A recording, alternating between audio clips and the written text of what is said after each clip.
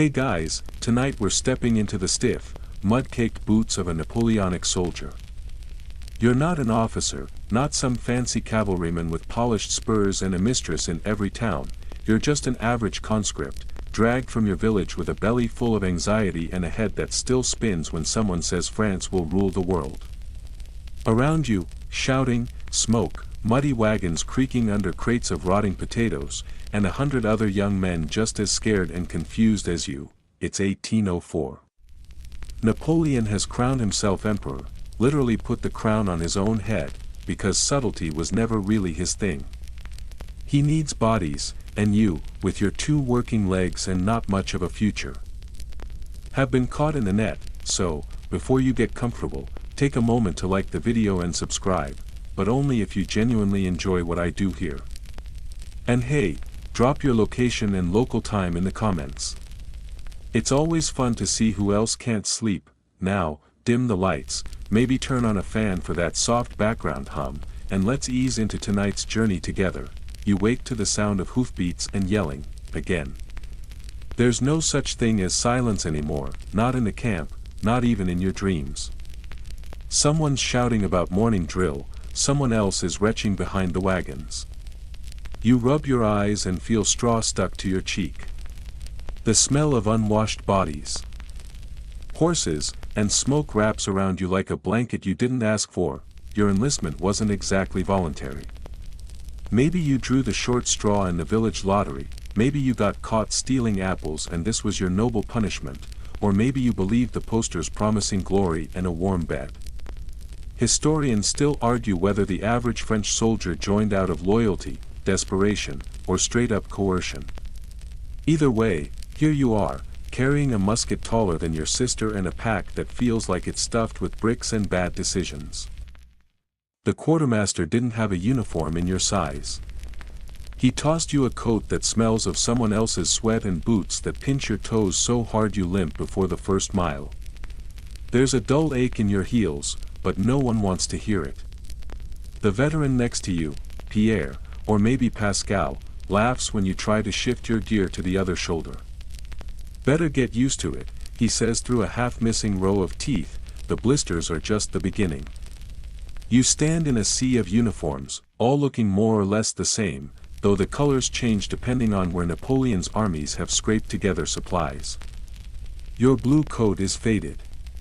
The brass buttons are tarnished. You don't look heroic. You look exhausted. Already, there's a distant roar.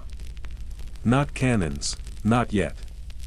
Just the grinding thunder of carts and horses, officers barking orders, blacksmiths hammering iron into wheels and bayonets.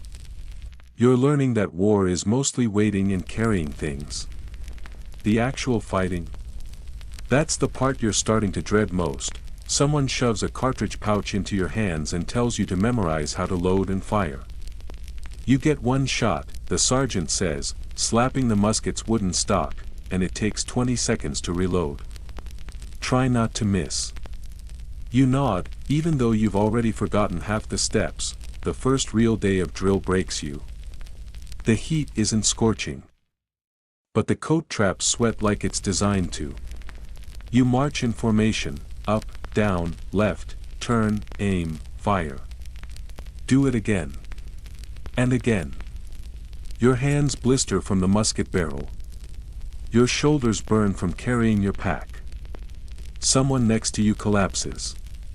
No one stops. Lunch is a chunk of bread so hard it cracks a molar. You soften it with water and try to ignore the weevils crawling across the crust. Protein, you tell yourself. That's what the older soldiers call it. The emperor feeds us well, one says with a laugh.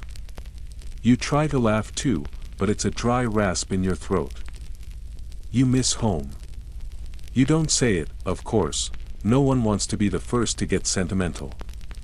But your mind drifts back to the orchard behind your house, the smell of clean laundry, the sound of your sister humming while she peeled potatoes. You used to complain about how boring it was. Now you'd give anything to be bored again. A drummer boy stumbles past you, maybe 13 years old, face smeared with soot. He's carrying a drum that looks heavier than he is. He nods at you. There's a shared recognition, both of you too young for this, both of you already too old.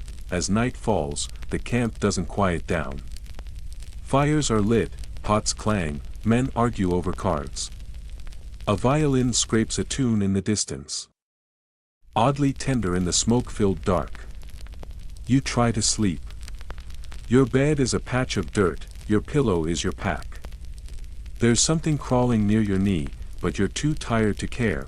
Somewhere, Napoleon is sitting in a tent with maps and fine wine. Maybe he's writing letters in perfect cursive. Maybe he's not thinking about you at all. You're told this army will change the world. That the enemies of France tremble at your boots. But all you feel is the weight, of the pack, of the musket, of the decision that was made for you. Morning comes, and with it, the roll call. One name doesn't get answered. You never met the guy, but you notice his boots are gone. Someone must have taken them during the night. Your boots are still there. That's something. The march begins again. Your legs are stiff, your back screams, but your body moves out of habit now. You pass through fields littered with spent cannonballs and rusted sabers. Some of the locals spit at you, others offer stale bread. Children stare. You try not to meet their eyes. A fellow soldier jokes that you'll be in Vienna by Christmas. Someone else says, if you're not in a grave by All Saints' Day. You laugh, half because it's funny, and half because you don't want to cry. Every mile feels like 10. You've learned to sleep standing, to eat in silence, to ignore the pain in your shins. The days blur together, a long smear of dust, shouting, and sky. You're learning that war isn't grand speeches and flags waving in slow motion. It's trench latrines, lice, and orders that make no sense.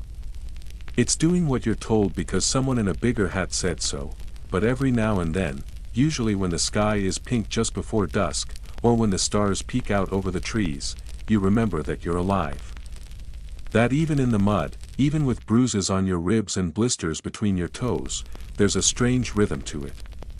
A harsh kind of music, and when a horse slips in the mud and a general lands face first in a puddle, you laugh harder than you have in months. Everyone does. It's stupid, but it feels good. One evening, you overhear two officers debating strategy. One insists the British are weak, another swears the Russians are marching from the east. Historians still argue whether Napoleon's hubris or his logistics were the real flaw. But none of that matters to you. Your job is to walk, eat when you can, and survive. Your dreams are strange now. Sometimes you're back home. Sometimes you're running from cannon fire with no boots and no musket. Sometimes you're just floating, weightless, listening to the thump of a drumbeat that never stops. When you wake, it's always with a start. You look around. Mud. Fog. Men coughing. Horses stamping the frozen ground, and another day begins. There's a moment, not long after your second week on the road, when the reality of it hits you. Not in the way a cannonball does, sudden and loud. It's quieter than that. It comes when you pause to piss behind a tree and realize you haven't seen your own face in days. There's no mirror, no basin, no still water to reflect the person you used to be. You touch your cheeks, now speckled with grime and stubble, and wonder what your mother would say if she saw you like this. She always said you had kind eyes. You used to think war would make you feel brave. But mostly, it makes you feel tired. Even your name doesn't feel like your own anymore. The officers bark it out like an inventory item. The other men shorten it into something easier to yell across a field. It's not disrespect, it's survival. You're not a person out here. You're a musket bearer. A number on a roster.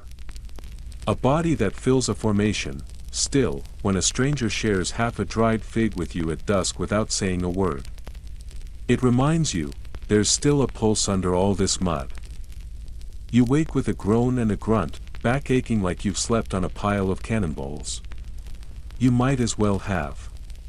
The ground is frozen, or soggy, or both, depending on which part of Europe you've wandered into this week. You roll over and brush the dew from your coat. Everything you own is damp, your socks, your rations, your mood. Today's the day you finally get the rest of your issued gear, or so the quartermaster swears. That means a full uniform, maybe even boots that match. But you've learned that promises in the army are like dry beds, rarely delivered and often moldy when they are. You line up with the other recruits, all hollow-eyed and shivering. A corporal tosses you a bundle, blue wool coat, red collar, white breeches, and says, if it fits, good. If it doesn't, sew it. The coat's stiff with old sweat and patches from gods know how many men before you. The inside smells faintly of garlic and regret.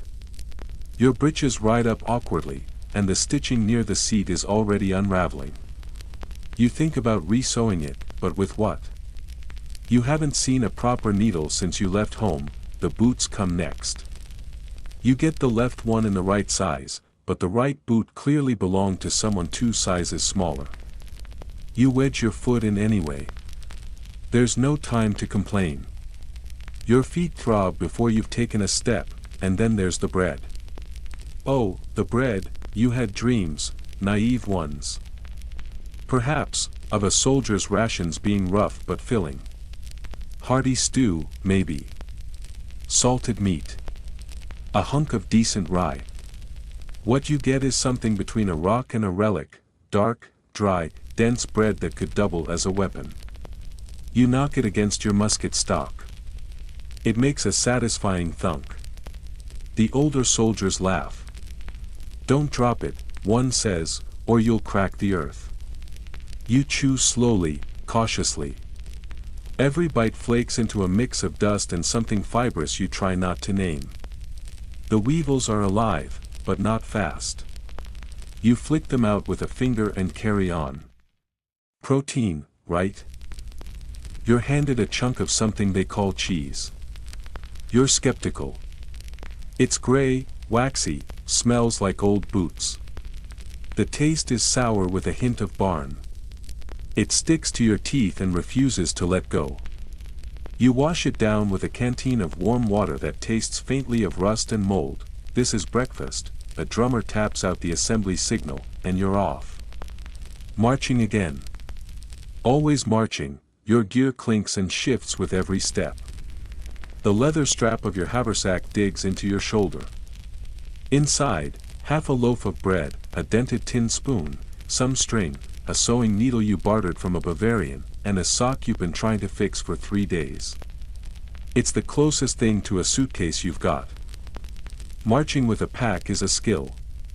You learn to sway your hips slightly, to let the weight rock with you rather than against you. New soldiers walk too stiffly. They blister, cramp, and collapse. You're learning, slowly. Survival in Napoleon's army is about small adjustments. After 3 hours, you're told to rest. 10 minutes, says the officer. You know that means 5, you drop your pack and sit. Not on a log, not on a stool, on the dirt. A tree stump if you're lucky. You stretch out your legs and rub your calves.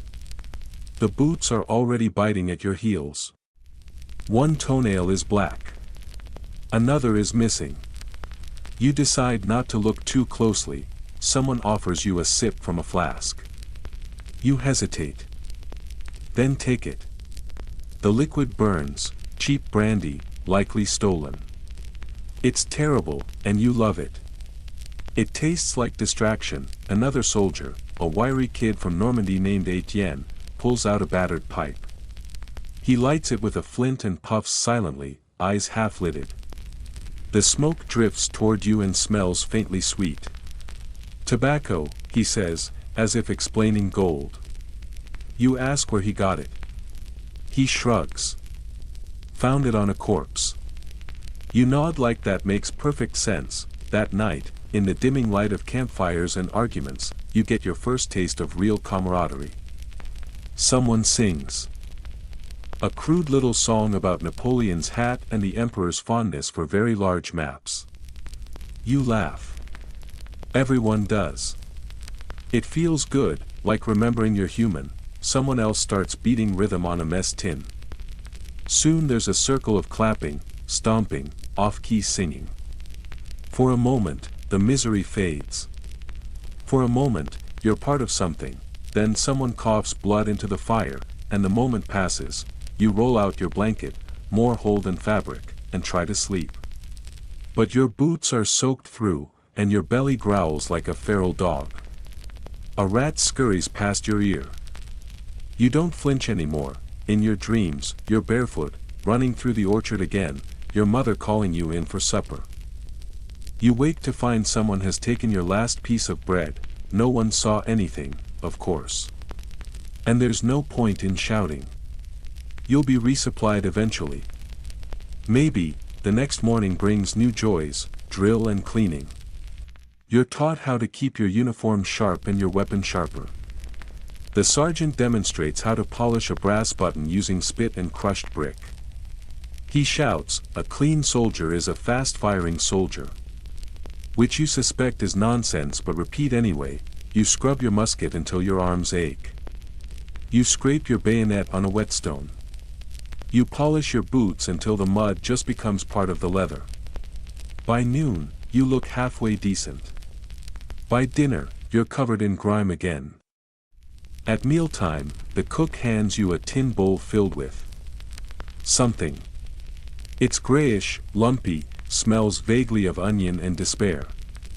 The stew is mostly water, with a few beans, a sliver of carrot, and something stringy you pray isn't rat. You eat every bite. Later, during free time, a laughable concept, you try writing a letter.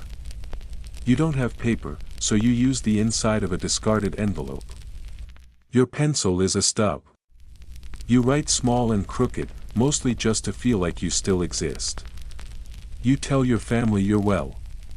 You lie. You say the food is fine. You lie. You say you'll be home soon. You don't know if that's a lie or not. One of the officers rides by and sneers at the group of you huddled near the fire. "The Emperor has great plans," he says. "You'll all be part of history." He says it like that's a reward. You wonder if history has ever thanked the men at the bottom of the page. Historians still argue whether Napoleon truly cared for his foot soldiers or simply saw them as pawns on a grand, blood-soaked chessboard.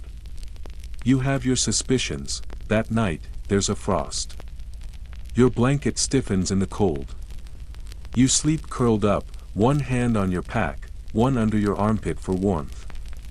You wake shivering, but at least you wake, in the morning. Your boots are frozen stiff.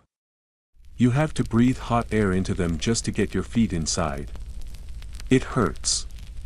Everything hurts. Your knees creak, your back aches, your fingers are red and cracked, but the call to arms doesn't wait for stiff joints.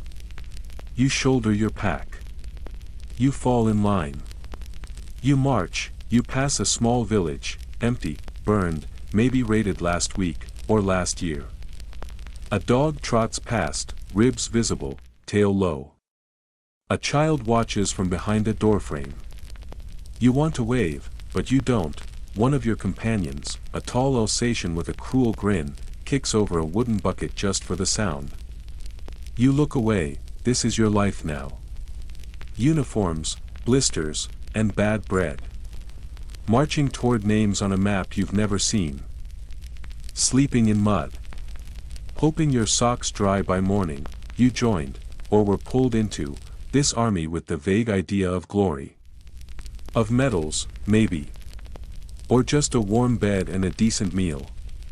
Now, you'd settle for dry boots and a piece of bread without bugs, and still, somehow, you keep going, because everyone else is.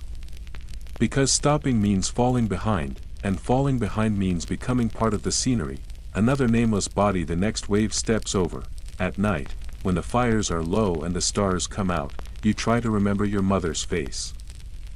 The way she hummed while shelling peas. The way her hands smelled of flour and thyme. You close your eyes and pretend you're not sleeping on frozen ground, your boots still damp, your stomach still hollow. Tomorrow, you'll march again. And the next day. And the next, because this is what soldiers do, you wake up with straw in your mouth, it's not your straw. You're not even sure how you ended up face first in a hay pile. But someone yells up. And your body obeys before your brain catches up. You stagger to your feet, boots already wet from morning dew, and blink at the gray haze of another cold dawn. Another day in Napoleon's army. Another day of drill, you shuffle toward the parade ground. If it can be called that. It's just a stretch of dirt packed down by hundreds of boots and cannon wheels. The mud smells faintly of manure and old gunpowder. A drum taps in the distance. Time to form up, you join your line, already tired. Etienne stands beside you, pipe clenched between his teeth, not yet lit. His coat is missing 3 buttons. The man behind you is snoring standing up. And still, when the sergeant stomps into view and screams attention, every back straightens like marionettes on cue.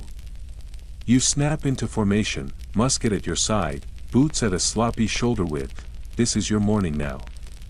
Every morning, Napoleon doesn't want free thinkers. He wants machines, flesh and bone automata who can march 30th kilometers a day. Fire a musket in under 20 seconds, and die on command if need be. So you drill until your hands blister and your calves tremble. Until the rhythm of left burns itself into your dreams. You practice loading and firing over and over again, bite the cartridge, pour the powder, ram the ball, cock the hammer, aim, fire, repeat. All while a man with a mustache and no indoor voice screams over your shoulder, miss a step. Do it again. Drop your musket. Do it again. Yawn. 10 extra laps. Cry. Oh, don't even try. The drill sergeant isn't cruel. He's beyond cruel. His voice cuts through fog like a saber. His nose is red from cold, or drink, or rage, it's hard to say. He's missing half an ear, and you suspect he lost it yelling too close to a cannon. When he barks your name, you flinch like he's thrown something, but here's the thing, you get faster, you stop fumbling with the ramrod. Your movements become crisp. You can fix a misfire in 10 seconds flat. Your fingers know the motions like a dance, even when you're half asleep, that's the point. Drill until you don't think, just move. Because in battle, hesitation gets you killed, the officers float through camp now and then, inspecting lines. They wear pristine uniforms and clean boots, and smell of tobacco and distance. One of them points to you during inspection. That one's boots are untied, he mutters. The sergeant hears it and makes you run laps in full gear. Your thighs ache. Your lungs burn. You fall into your bedroll like a sack of potatoes, your reward. Another day just like it. Somewhere in your fog of fatigue, you start noticing small things. You start adjusting your straps to reduce chafing. You stuff extra straw into your boots to ease the blistering. You share sharpening stones with the guy next to you. You even help Etienne stitch a tear in his collar, using a thorn as a makeshift needle. That's the thing about drill. It wears you down, yes, but it also binds you to the men beside you. You stop being a collection of strangers and start becoming a unit. You move in time. You turn at the same beat. You shout as one, that rhythm is a comfort, in its way. As long as you're marching, you're not thinking. Not about home, or frostbite, or the rumors of an Austrian army just across the river, and there are always rumors. A British fleet here, a Prussian skirmish there. Napoleon is planning something huge, they say. Bigger than Austerlitz. Bigger than Marengo. Historians still argue whether the soldiers themselves understood these names, or if they were just words passed down from officer to officer, like gods on mountaintops whispering into fog, but you know one thing, the drills are getting more intense. You're rehearsing formations now, column, line, square. Each one has its own terrible purpose. Square means cavalry's coming. Line means you're the firing wall. Column means you're moving into the storm. There's a particular moment during square formation that always makes your heart pound.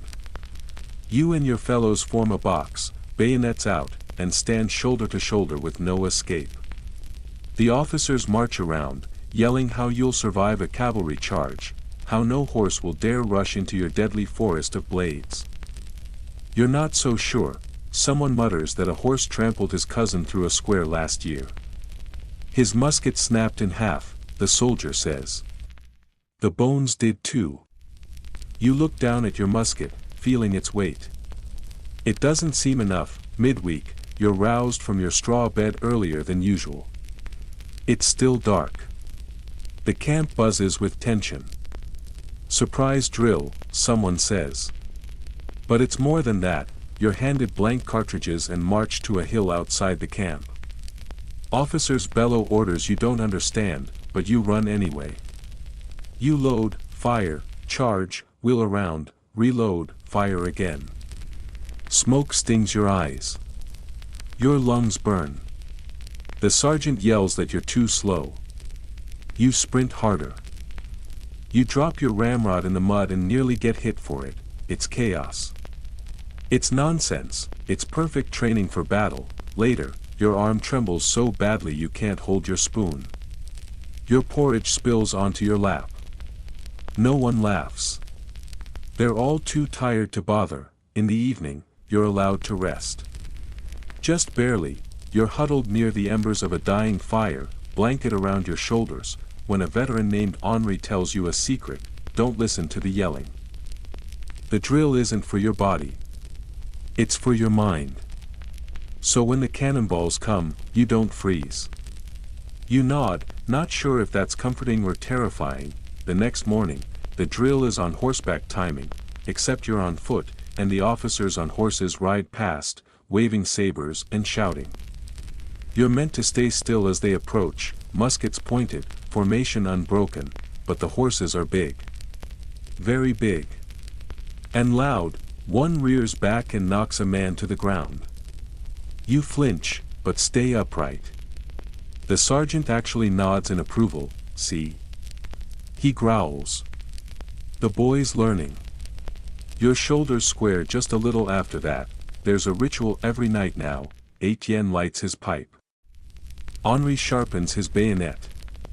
You check your pack for rations. Someone mumbles a prayer. Someone else carves a date into the butt of their musket. June 15th. Or is it July? Time slips. You've stopped asking when this will end. Instead, you ask, how many kilometers tomorrow? Will the boots hold? Is it worth saving the cheese for morning, or will rats get it first? On Sundays, if you're lucky, there's no drill. But no drill means you clean your gear, repair your uniform, and refill water barrels from a stream 3 miles off. It's on one of these off days that you first see it, a lone soldier, collapse behind a wagon, hands shaking. Not injured. Just spent. The kind of exhaustion that drills into your bones and hollows you out. You look away, not out of cruelty, but fear. Because you're only a few days behind him, the sergeants like to say this training will make you a hardened man. You're starting to believe it. Not because you feel strong, but because you don't feel much at all. When you see someone trip and bleed, your first thought is whether it'll delay the march. Empathy is a luxury for the well-fed. One evening, there's talk of promotion. Someone's name is called. A few cheers. He's being moved to artillery, cleaner work, better rations, maybe even a tent. You envy him. Then stop yourself. Jealousy is dangerous here. When you close your eyes, you still hear the cadence. Left. Right. Left. The words echo in your dreams, beating time like a drummer's ghost. You wake and your fingers curl around your musket instinctively. There's no room for poetry here, but there's rhythm. There's discipline. There's the slow, grinding certainty that if you can survive drill, you might survive a battle, and that's something. One night, someone sneaks into the officer's tent and steals wine. You don't know who, it doesn't matter. What matters is that, for 1 hour, you all sit around the fire sipping from dented cups, giggling like schoolboys. The wine is bitter.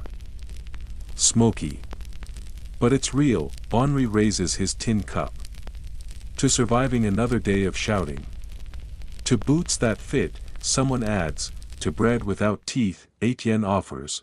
You all laugh, and for a moment, under the stars, soot on your cheeks and drill in your bones, you remember, you're still alive. You scratch your chest for the 3rd time in an hour, right under the collar where the sweat gathers and the wool rubs you raw.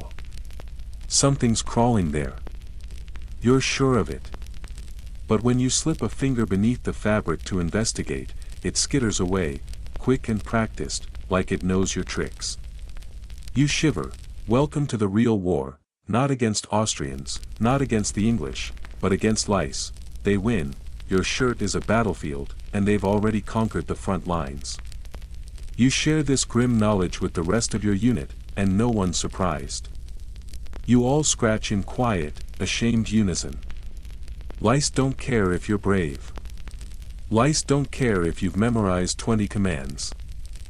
Lice care if you're warm, still, and too poor to burn your clothes. Which, coincidentally, describes most of you.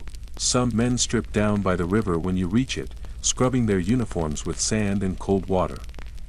Others just sit in the sun and pick the little invaders off their seams, muttering curses in 3 languages. You join them, fingers pinching, flicking bodies into the grass like seeds you never asked to plant. The smell of the camp doesn't help. It clings to everything: sweat, gun oil, smoke, unwashed hair, foot rot, garlic, and the sharp, yeasty reek of long-dead bread. You're used to it by now, but every now and then a new wave hits, like when someone finally takes off their boots. And everyone within a 10-foot radius suddenly remembers how their stomach works. The boots are the worst. You've heard that trench foot doesn't need a trench, just moisture and time. And time is something you've got plenty of. Your socks are damp more often than dry. Blisters fester into little moons of rawness. Toes go numb, and then hot, and then nothing. Etienne says he's not worried because he can't feel his left foot anymore.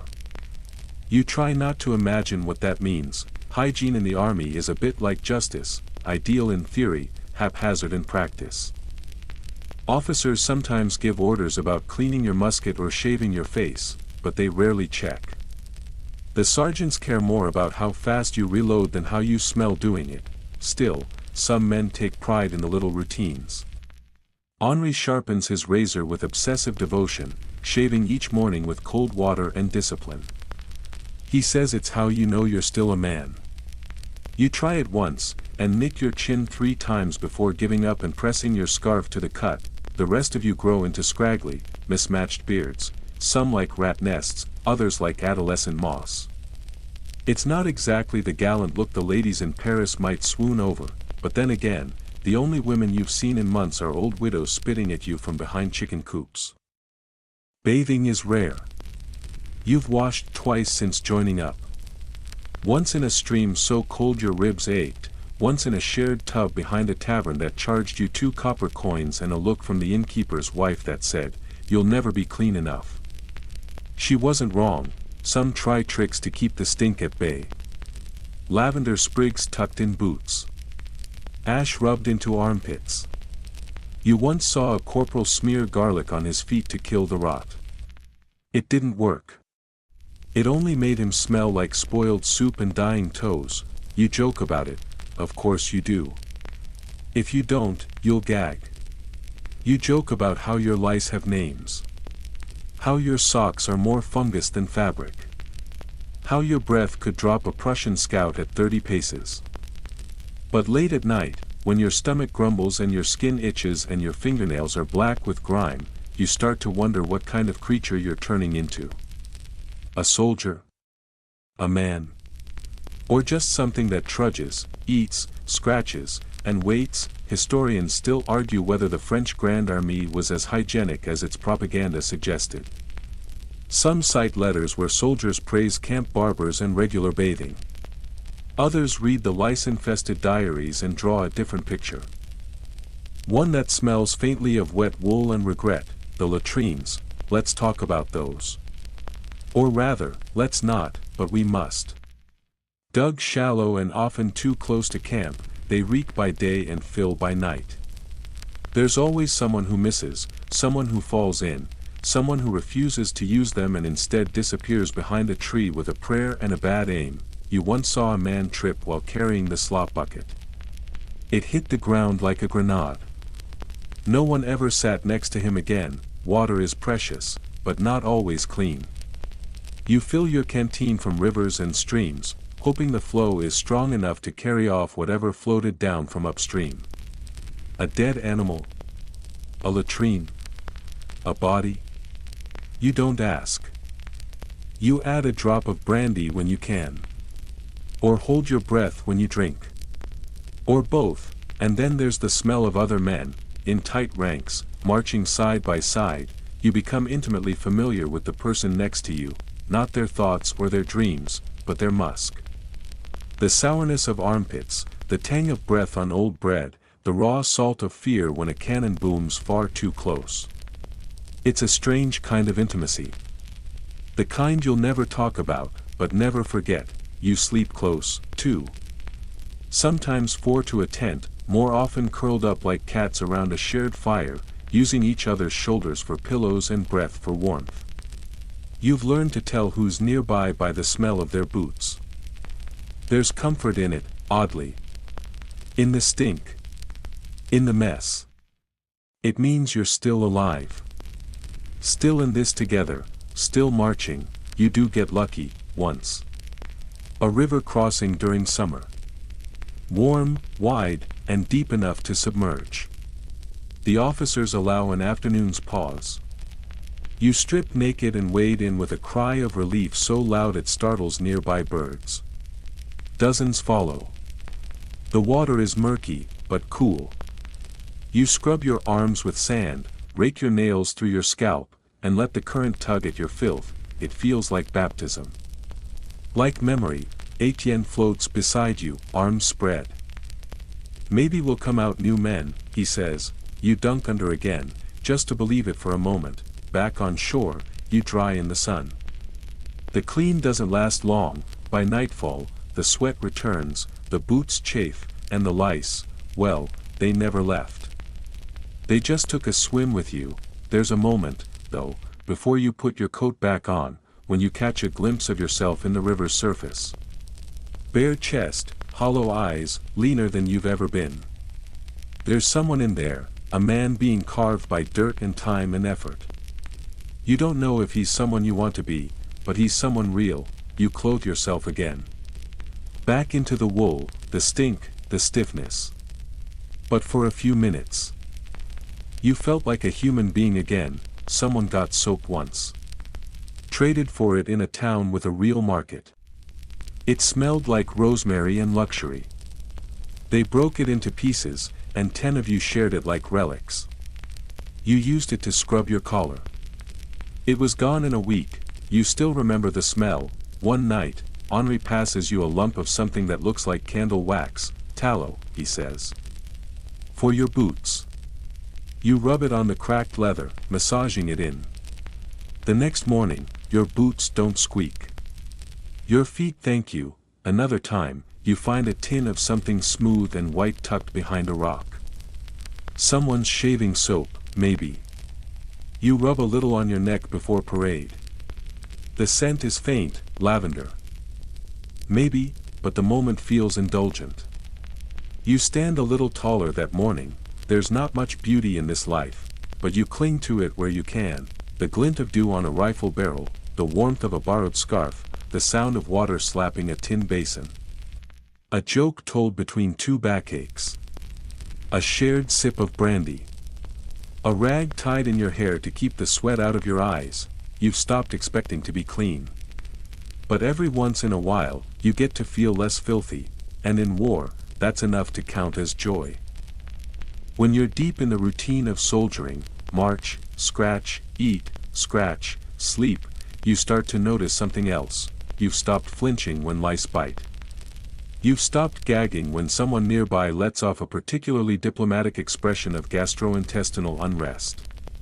You don't even blink when someone picks something out of their soup, mutters extra meat, and keeps eating. You've adapted. That might be the scariest part, because once you adapt, once you start calling this normal, you begin to forget what the alternative felt like. Fresh sheets. Warm water.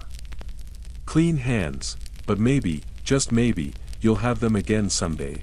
If you live that long, you hear it before you see it. A kind of dull thunder, low and wide across the horizon, like the sky has a stomachache. At first you think it's weather, maybe a summer storm rolling over the hills. But then you feel it in your ribs. That's not thunder. That's artillery, someone mutters, they're close. You're not sure who they are yet, Austrians, Prussians, Russians, but it doesn't matter. They have cannons. And now, so do you, your sergeant confirms it a few minutes later. We're moving into position. Expect engagement by midday. His tone is flat. No dramatics, no rallying cry. Just a statement of fact, as if he's telling you to dig a ditch or boil your socks. He walks off chewing something that might be tobacco or just old jerky. You look around. The camp's already buzzing.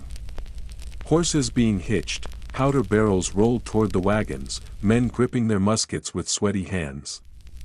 No one says it out loud, but today might be the day, your first battle, and no amount of training, shouting, or pipe smoking by the fire can prepare you for what's coming.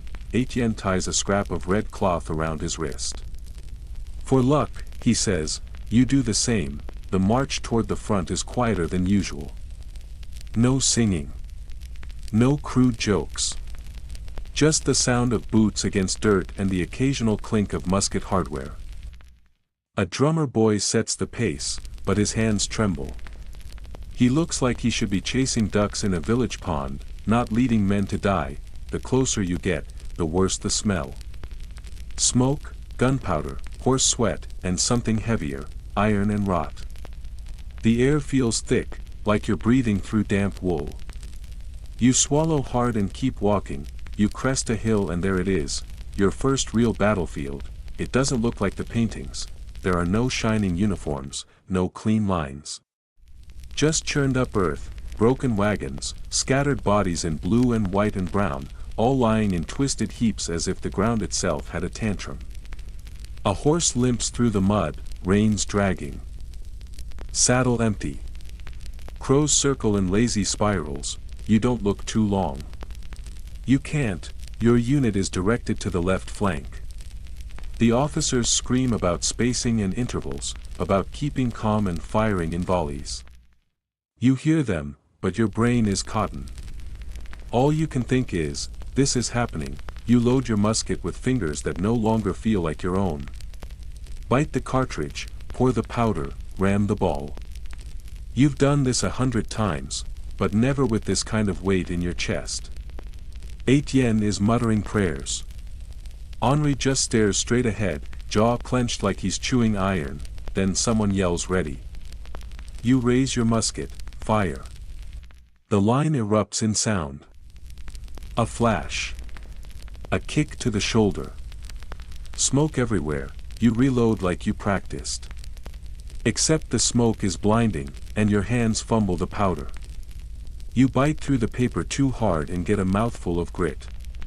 Someone beside you fires again. Someone screams. Not in pain, just a scream, raw and animal, from the throat. You finish reloading. Raise. Fire. Smoke again, this time, your shot might have hit something. Or someone, but you don't look, there's no room for individual acts here. No duels. Just lines of men pumping lead into other lines of men, hoping theirs lasts longer, and then, they charge. Infantry, bayonets glinting in the haze, yelling in a language you don't understand. Your sergeant screams hold. You clench your musket like it's the only thing keeping you tethered to the earth. They come closer. And closer. And, bayonets clash. You don't remember much of what happens next. Just flashes. You thrust forward, feel resistance, pull back. A musket but crashes into your shoulder. Someone grabs your collar. You push. Shove. Stab. The smoke is so thick it feels like fighting inside a furnace. You hear someone gurgling. Someone calling for their mother. Someone laughing hysterically, and then, just like that, the moment passes, they retreat, you stand among the wounded. Blinking through soot and blood. Your heart still hammering like a drum. You're still alive. You think. You check your chest, your legs, your hands. Everything's there. Etienne isn't beside you anymore. You look around, he's on the ground, curled around something, his stomach. His leg. You drop beside him. There's blood everywhere. He's pale and shaking, whispering Maman over and over like it's a spell. You press your hand to his wound. The blood keeps coming, medic. You yell, though you're not sure anyone's listening. Eventually, someone comes. Wraps a cloth around Etienne's thigh. Lifts him onto a makeshift stretcher. You follow him to the triage tents. You've heard of these, canvas walls. Open sides, blood-slick floors. Surgeons with rolled-up sleeves and saws that glint too cleanly. You see one man, still conscious, get his leg cut off while biting down on a leather strap. The bone cracks like a tree limb. Etienne's unconscious now. Might be better that way. You stand by the flap, breathing hard. A nurse hands you a rag. Wipe your face. You look like you've been dipped in soot. You take it without a word. Your hands are shaking. A cannon booms in the distance. Another skirmish, another flank. You're told to rejoin the line. You don't want to, but you do. Because you have to. The second engagement is worse. You're tired, numb, half-deaf. But the officers scream and your legs move. The enemy is regrouping. You fire. You reload. You march into smoke so thick it feels like drowning on dry land. A horse barrels past, riderless. A man runs screaming, uniform on fire. A cannonball lands 3 feet away and explodes in a gout of earth and limbs. You hit the ground, ears ringing, the world spins. When it stops, your sergeant is dragging you up by the collar. No time to sleep, sweetheart, he snarls. You're not sure if he's joking. You don't ask. By nightfall, the battle is over. For now, you helped win this hill. They say it like it's a prize. The ground is covered in broken muskets, torn flags, and the dead. You sit on a rock and stare. Henri passes you a flask. You drink. You don't taste it. A soldier nearby plays a flute, badly. The notes drift like smoke. Someone's crying. Someone's laughing. Someone sleeping sitting up. You pull off your boots. Your socks are soaked in blood. Yours, you hope. You think about Etienne. They said he might survive. Might, you think about the enemy soldiers, the ones you killed. Or helped kill. Or didn't. You don't know. You never saw their faces. You just aimed where you were told. Historians still argue whether battles in the Napoleonic era were truly decided by strategy or just stubbornness. Whoever stood longer. Lost fewer men, had better weather. All you know is that you're still standing. Your first battle is over, and now you know what war really is. It's not parades, it's not medals, it's not Vive l'Empereur. And triumphant music, it's mud in your teeth, screams in your ears, and the sickly sweet smell of blood that doesn't wash off. It's the way your hands still tremble hours later. It's seeing a boy with his jaw missing and realizing he used to joke about sausage with you. It's crawling through smoke with no idea where you're going, just forward. Always forward. When the fires burn low and the camp settles into silence, you lie on your back and stare at the stars. You're not religious, but you whisper something into the night anyway. Maybe it's a prayer. Maybe it's just habit. You don't sleep, you just wait for the next drumbeat. because you know it's coming, and now, so do we, the cannon blast stopped ringing in your ears after 3 days. Sort of, you still flinch at sharp noises, boots stomping too hard, tin bowls clanging together, someone shouting your name. You jump like it's a rifle crack, heart hammering before your mind catches up. The body doesn't forget that easily. You've changed, everyone has, the camp feels different now. Not just the smell or the scattered wounded or the buzz of flies that never leave, it's something in the eyes. The looks men give each other. Quiet, shell-thin glances like glass you don't want to touch too roughly. Nobody talks about the bodies. But everyone remembers, the drill doesn't stop, though. Napoleon's war machine never pauses long enough for grief. You're marched back into formation the next morning, uniforms still stained, boots still sticky with blood. There's no ceremony. No speech. Just, column left. March. The Emperor has plans. Always, and now, he has your loyalty, or at least, your exhaustion. You wouldn't have said you loved him. But after surviving your first battle, you find yourself saying Vive l'Empereur with more weight. Like maybe he does know what he's doing. Like maybe the pain means something. The officers say you'll be advancing soon, another town, another front. You don't ask where. The maps mean nothing anymore. All the names blur together in mud and blood and pine smoke. Your pack feels heavier. Not because of extra gear, if anything, it's lighter. No cheese, no soap, half a shirt. But you carry more than you used to. The memory of Etienne's scream. The heat of the musket in your hand when you knew it would kill someone. The fact that you didn't stop. Henri says you're part of the old guard now. You've seen action. You've bled. That makes you something more than just a recruit. He offers you a cigarette and says nothing when your hands tremble lighting it. The men who die quickly aren't the ones you envy. It's the ones who get out, the ones who get wounded just enough to be sent home. A bullet to the calf, a bayonet through the arm. If you could pick your wound, you'd pick one like that. One that limps. Not one that ends. You meet some of those men in the triage tents. They're pale, wide-eyed, always watching the flap like something worse is coming. Some never stop talking. Others never speak again. One has a journal. You see him writing by candlelight, even with his left hand wrapped in bandages. You glance over his shoulder once. He's sketching. Not people, boots, buttons, a broken rifle. Things that won't bleed. Things that won't scream. Another has no jaw. Just a bandage where it used to be. He drinks broth through a straw and watches you with eyes like glass marbles, clear and gone all at once. You begin to understand why the old veterans drink before battles. There's a rumor going around, the Emperor himself passed by not far from here. A few cavalrymen claim they saw him atop a gray horse, flanked by his staff, coat buttoned high despite the heat. Did he say anything? Someone asks.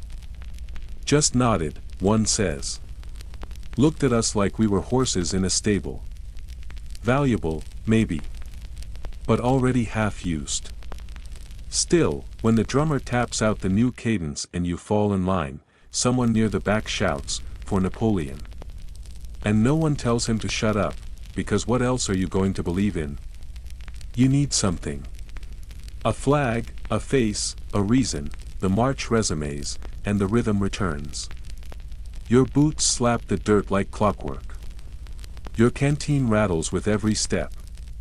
Trees blur by, birds scatter, the horizon stays stubbornly distant. At the next village, the welcome is colder. The locals don't throw rocks, they don't need to. Their stares are enough.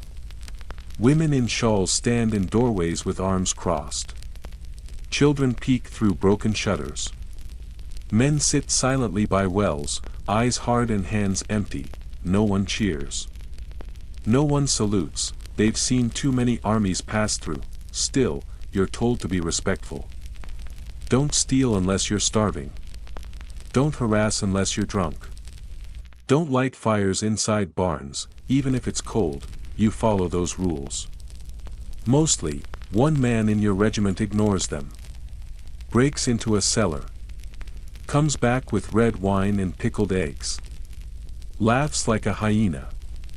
The next morning, he's gone, just gone. No one says a word. You figure he either deserted or got taken. Either way, he's not your concern. You pass through empty churches and ransacked homes. At one farm, you find a goat. Real, alive, and unclaimed. You lead it back to camp like a trophy. The men name it Bonaparte and feed it crusts of bread. It bites Henri and becomes a legend. That night, around the fire, the goat curls beside you like a dog. You fall asleep with its breath warming your knees. Strange comforts. In the following weeks, your unit is moved again and again, rivers crossed, bridges rebuilt, wagons dragged through mud thick enough to suck in a mule. At one point, your squad spends 3 days digging trenches near a ridge for a battle that never comes. You fill the holes back in. March again. Napoleon's genius, the officers remind you, is mobility. That means you never stay long enough to rot, or rest. You learn to sleep anywhere. Against trees. Under wagons. On top of cannons. Once, in the middle of a road, head on your pack, as 2 carts rumble past without stopping. The trick is not to get too comfortable, because as soon as you do, boom, another skirmish. It's quick this time. Mostly cavalry. You're forming square again, bayonets out, knees locked, heart pounding. The thunder of hooves gets closer, then veers off. You barely fire. You barely breathe. And it's over, but your legs still ache for hours. Later, your unit is rewarded, a proper meal. You line up with your mess tin, mouth watering, imagining something hot and meat adjacent. What you get is lentils. Cold. Undercooked. Floating in something grayish. Still, you devour it like it's roast duck. Henri makes a joke about the lentils being smarter than half your company. You snort. The taste lingers like chalk, but you don't care. You had food. That night, you write a letter home. It's the first one in weeks. You try to explain what it feels like, to march into fog and hope you come out whole. To sleep with a musket as your pillow.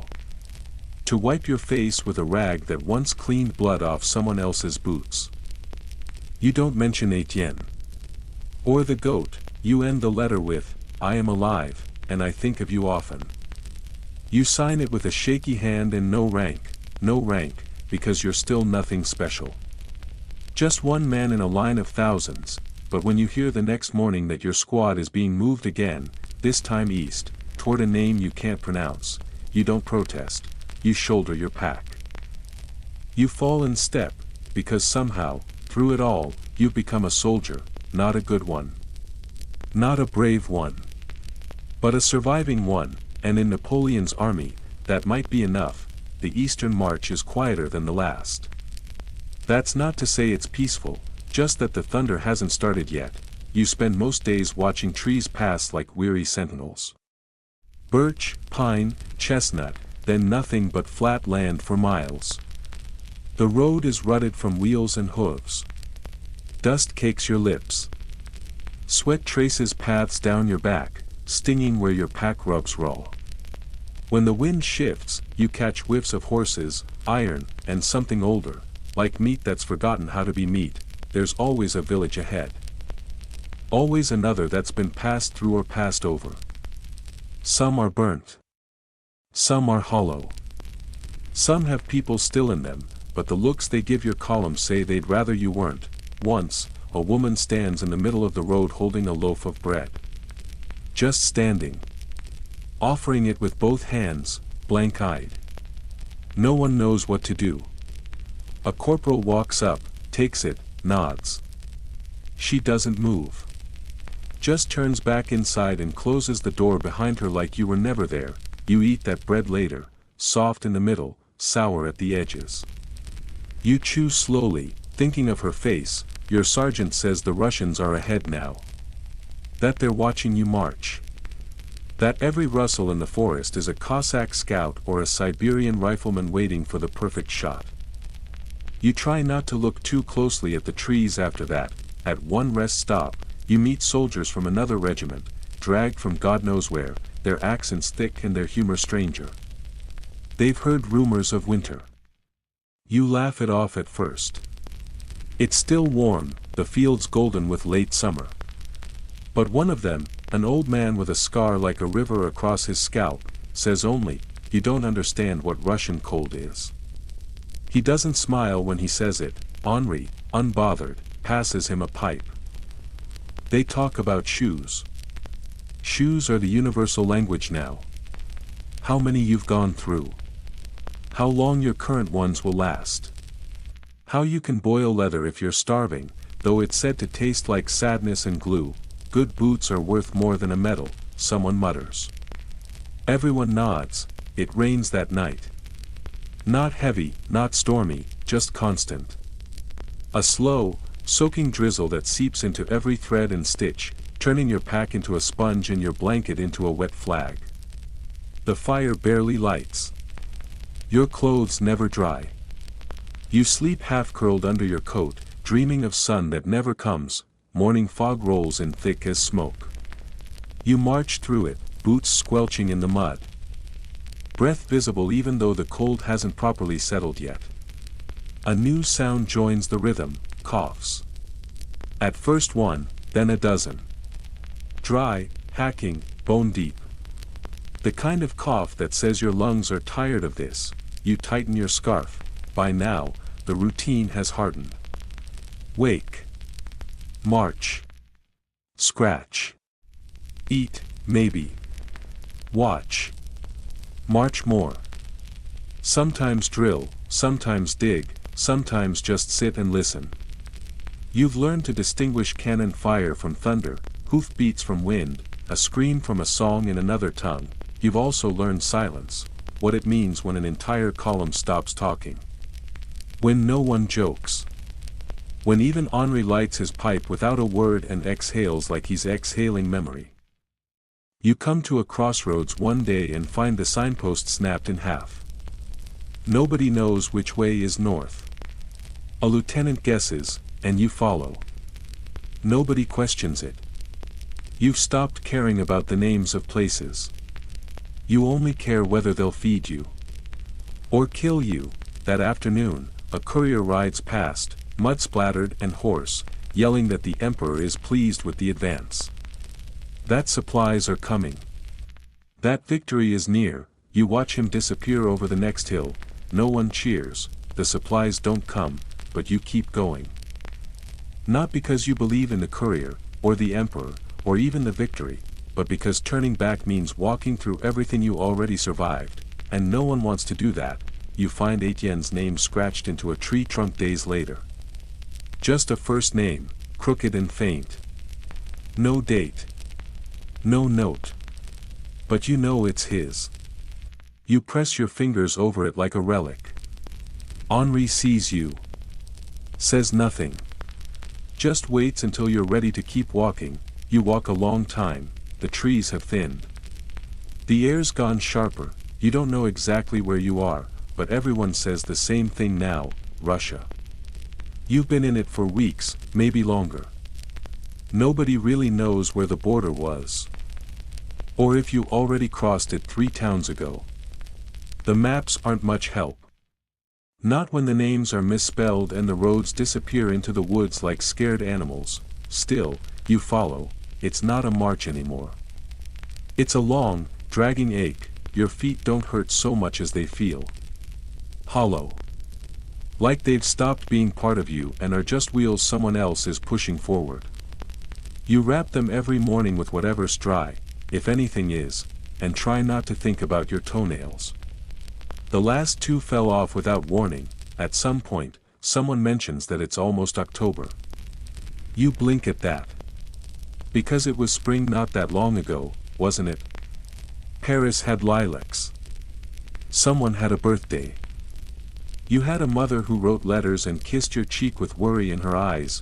now, the trees are yellow, and your coat's too thin, and your breath leaves little ghosts behind with every exhale. You're not ready for winter, nobody is, but the emperor. He's still moving forward. Moscow. That's the word on everyone's cracked lips. Moscow, like it's the promised land. The reward. The place where all this freezing, starving, bleeding will finally make sense. Once we reach Moscow, they say, we'll be fed.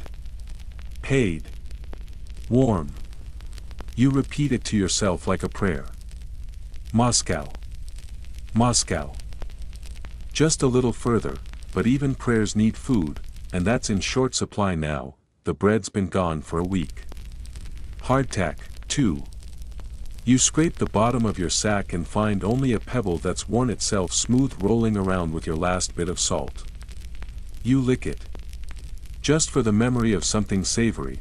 Henri finds a dead rabbit one morning, already stiff, already picked at by crows. He roasts it anyway. You eat it anyway. That night, you dream of fur and tiny bones. Some men start wandering off at night. They say it's to hunt, but few return with anything. The ones who do bring back roots, mushrooms, sometimes a bird. Once, someone brought a small dog. Nobody asked where it came from. You all shared it. You hear stories now, ones the officers try not to repeat too loudly. The Russians are burning their own villages ahead of you. Scorched earth, they call it. Nothing left behind. Not a roof. Not a sack of grain. Not a goat or chicken or even a rat. You march into one of these villages at sunset. It's still smoking. The thatch roofs collapse when touched. The wells are filled with ash. The trees have been felled, not for lumber, but to block the road. Someone curses. You're too tired to join in. You sleep among the ruins that night, back against a scorched wall, belly empty. The stars seem colder here. Harder. Like they're watching with less pity than usual. Henri gives you a piece of leather from his pack. Chew it, he says. Trick your stomach. You do. It tastes like nothing and everything, dust, sweat, the memory of meat. The next morning, a lieutenant rides past shouting that Moscow is near. 2 weeks, maybe less. Nobody cheers. 2 weeks means hundreds more miles. Thousands more steps. Nights colder than now, days hungrier than today. One man starts laughing. Just laughing. Loud and wild, head thrown back, like it's the funniest joke in Europe. He doesn't stop. They tie him to a wagon the next day. You wonder if he's the lucky one. The roads turn to mud. Thick, sucking, ankle-deep mud that grabs your boots and tries to hold them like a jealous lover. Wagons break axles. Horses fall. Men fall. You drag yourself forward like a sack of potatoes that learn to march. It rains so much, the rivers rise. The ditches flood. Your coat never dries. The cuffs are stiff with crusted filth. Your hands are red and cracked and raw. You try not to look at them too long, they don't look like yours anymore.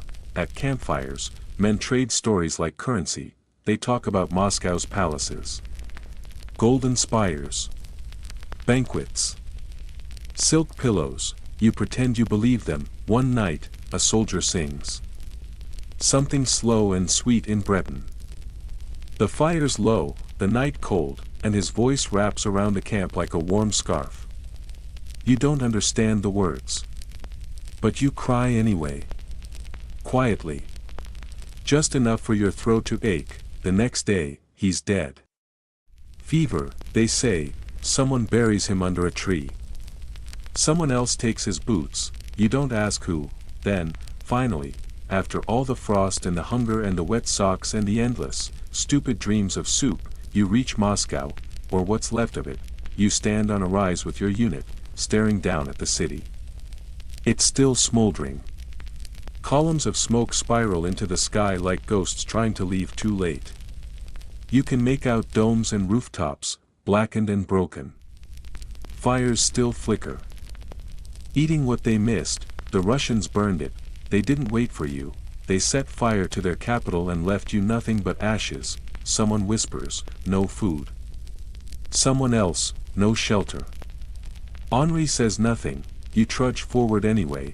When you enter the city, it feels like walking into a giant fireplace. Everything is soot and silence.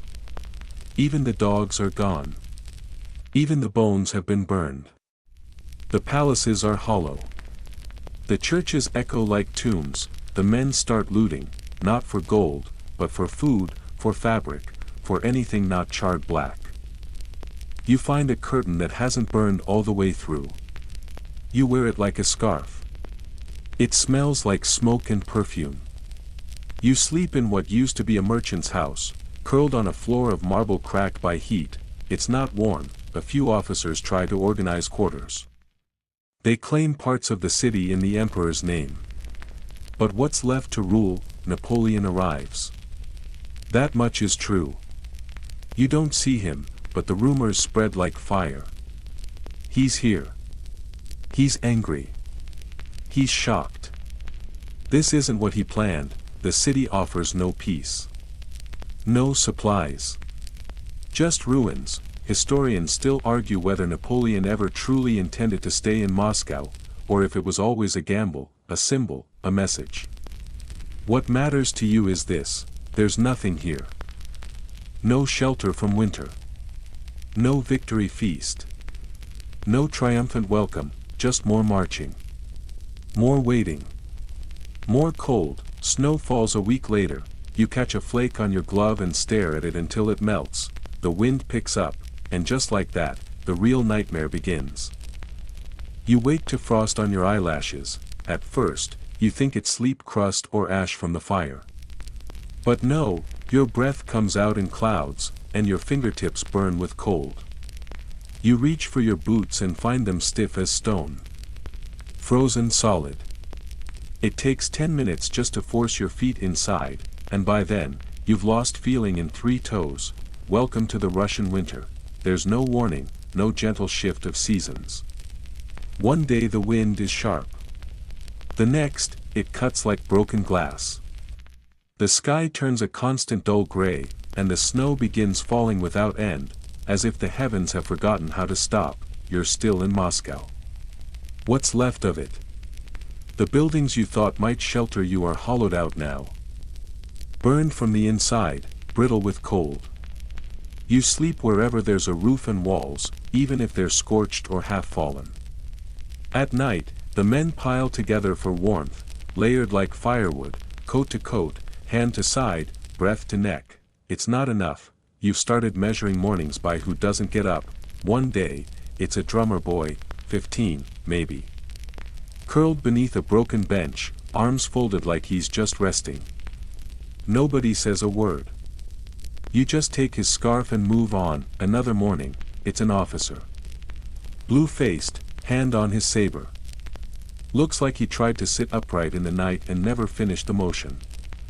His men build him a snow cairn and whisper his name 3 times. That's the ceremony now. Food is long gone. You've eaten the last crusts, the scraps of bone broth, the horse leather boiled until it's barely distinguishable from your glove straps. You gnaw on frozen bark. On hay. On anything that won't kill you too quickly, but hunger changes your judgment. One day, you catch someone chewing candle wax. Another, a soldier slices open a dead horse on the edge of the city. It's frozen, tough as marble. He saws with a bayonet while others circle, knives drawn, eyes hollow. You get a strip the size of your palm.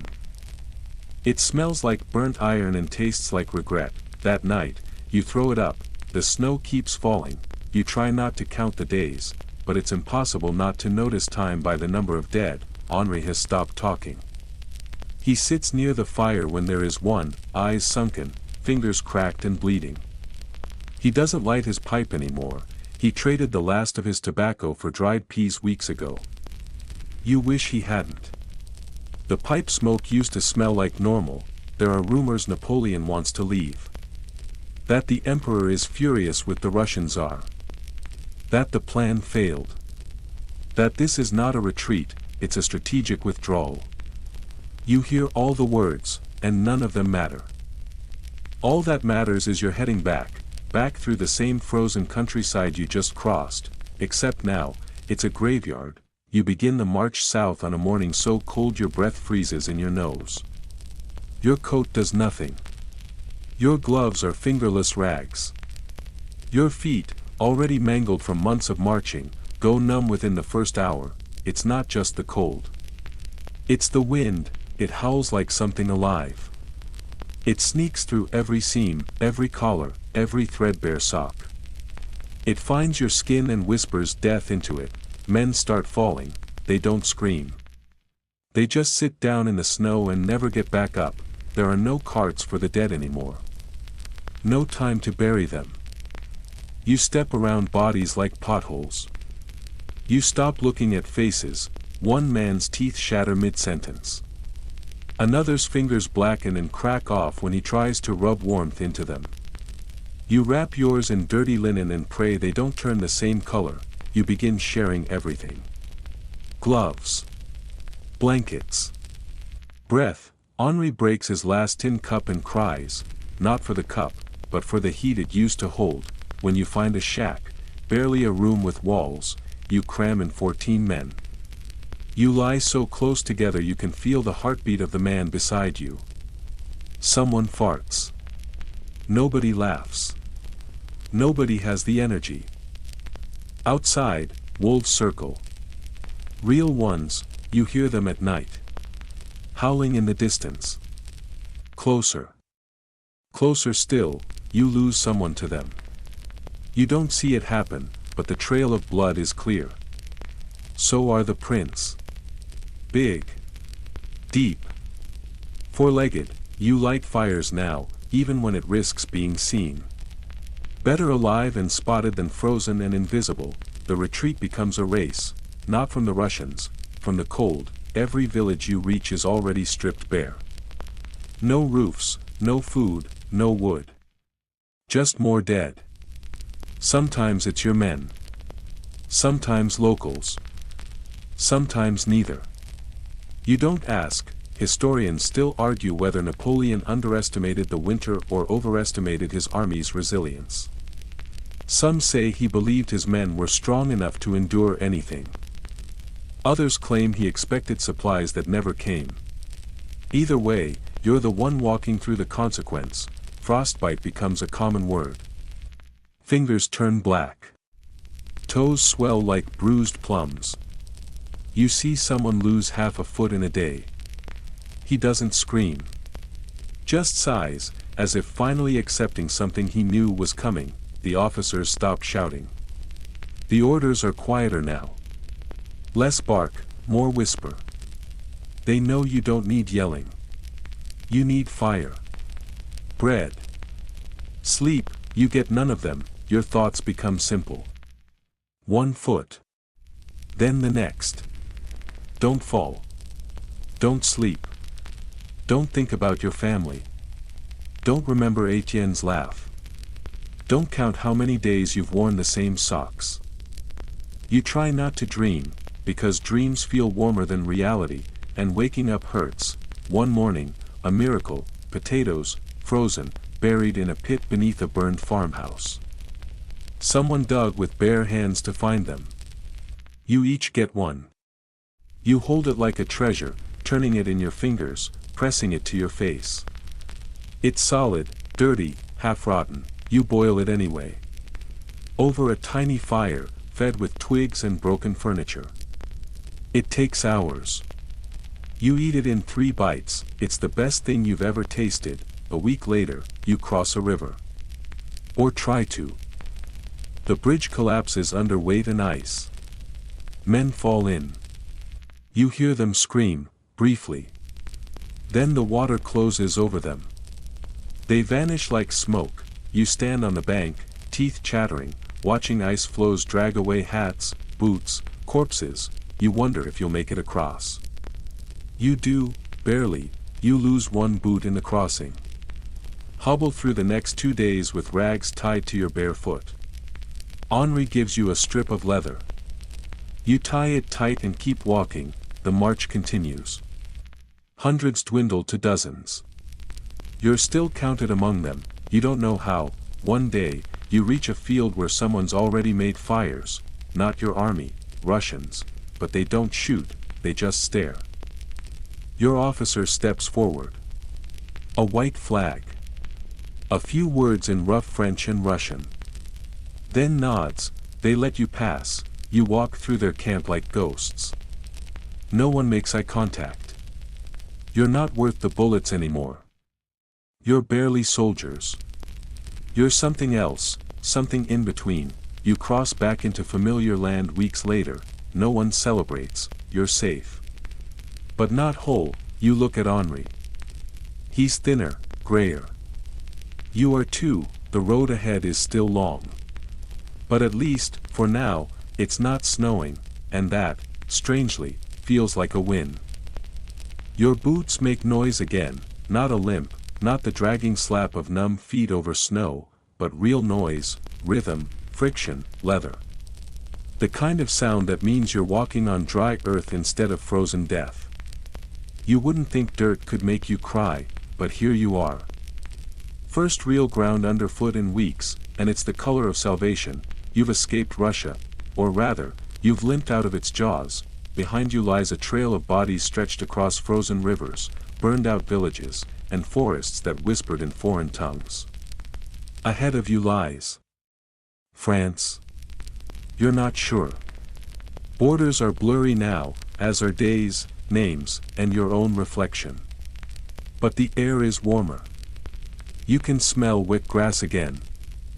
You can see birds, not vultures or crows, but real birds, the kind that sing about spring even when it hasn't arrived yet. There's no music in your bones yet, though. Your unit is a shadow of itself. Maybe 100 men, if that. Some still carry muskets, others drag them behind like burdens. Uniforms are in tatters, more patchwork than cloth. Boots are mismatched, held together with string, bark, or sheer stubbornness. You see one man whose feet are wrapped in parchment from a Bible he tore apart for warmth. He doesn't blink when you stare, nobody does anymore. You pass through a village. A real one, with people who haven't fled. They don't wave. They don't spit either. They just watch. From windows, from porches, from the corner of a churchyard. You don't know if they're afraid or ashamed. A woman offers you an onion, you take it with trembling hands. It's small, shriveled, half frozen. But it's food. You eat it raw, tears streaming down your face, half from the sting, half because it tastes like memory. Henri calls it the best goddamn onion in Europe. He's speaking again now. Not much. But enough, you're grateful for that. There was a week during the retreat when you weren't sure he'd survive, his lips blue, his breath shallow, one of his toes blackening quietly in his boot. You had started talking to him like a ghost, just in case. But he never stopped blinking. Now, he limps. But he walks. And sometimes, he jokes, you pass another village. This one's been stripped clean, either by other soldiers or by desperation. You see children hunting mice with sticks. An old man butchers a mule with his hands. You don't ask for anything. You have nothing to offer. Then comes the letter. You're sitting by the side of a road, chewing the last of a dried beet Henri found in his coat, when a courier gallops past. Not like the others, this one is official. He's wearing clean clothes. His horse looks fed. His saddle isn't stitched from boot leather and tears. He tosses a sealed envelope at your sergeant without stopping. Your sergeant opens it slowly, reads it twice, then folds it up and puts it in his coat. He says nothing for a long time, then, simply, Napoleon's returning to France. We are too. You wait, and then, from the back, what for? No answer, but it doesn't matter. You're heading home, not immediately. There's still marching. Always marching. And guarding supply routes. And rebuilding bridges. And filling in trenches from battles nobody talks about anymore. But the direction is west now. That means something. You cross paths with other survivors. Units so battered they barely look like soldiers. Some march in silence, others burst into sudden laughter like they've forgotten how emotions are supposed to work. One man is marching with a goose tucked under his coat. When asked why, he just says, "Company." You understand, there's more food now. Not much, but enough. Salted fish. Crusts. A little wine. The kind of meals that let you sleep without hunger breathing down your spine. Fires are legal again. You don't have to huddle in the dark pretending your own breath is heat. The letters start catching up with you, not many. But some, your sergeant hands you one like it weighs nothing. But it knocks the wind out of you. You open it carefully, fingers hesitant, as if the words might break. It's from your sister. Short. Awkward. Sweet, she says your mother prays for you. That the baker asked if you'd made it. That the dog died in the spring but peacefully. That your room is still waiting. You fold the letter and sleep with it under your shirt. For the first time in months, you dream without frostbite in the corners. But not everything heals so quickly. You reach a larger encampment, somewhere near the border of Saxony. You're told to rest. Reinforcements are coming. New boots. New coats. Fresh faces, pink-cheeked and wide-eyed. You watch them like ghosts watching the living. One of the new recruits asks what war is like. Henri just says, "Wear thick socks," and walks away.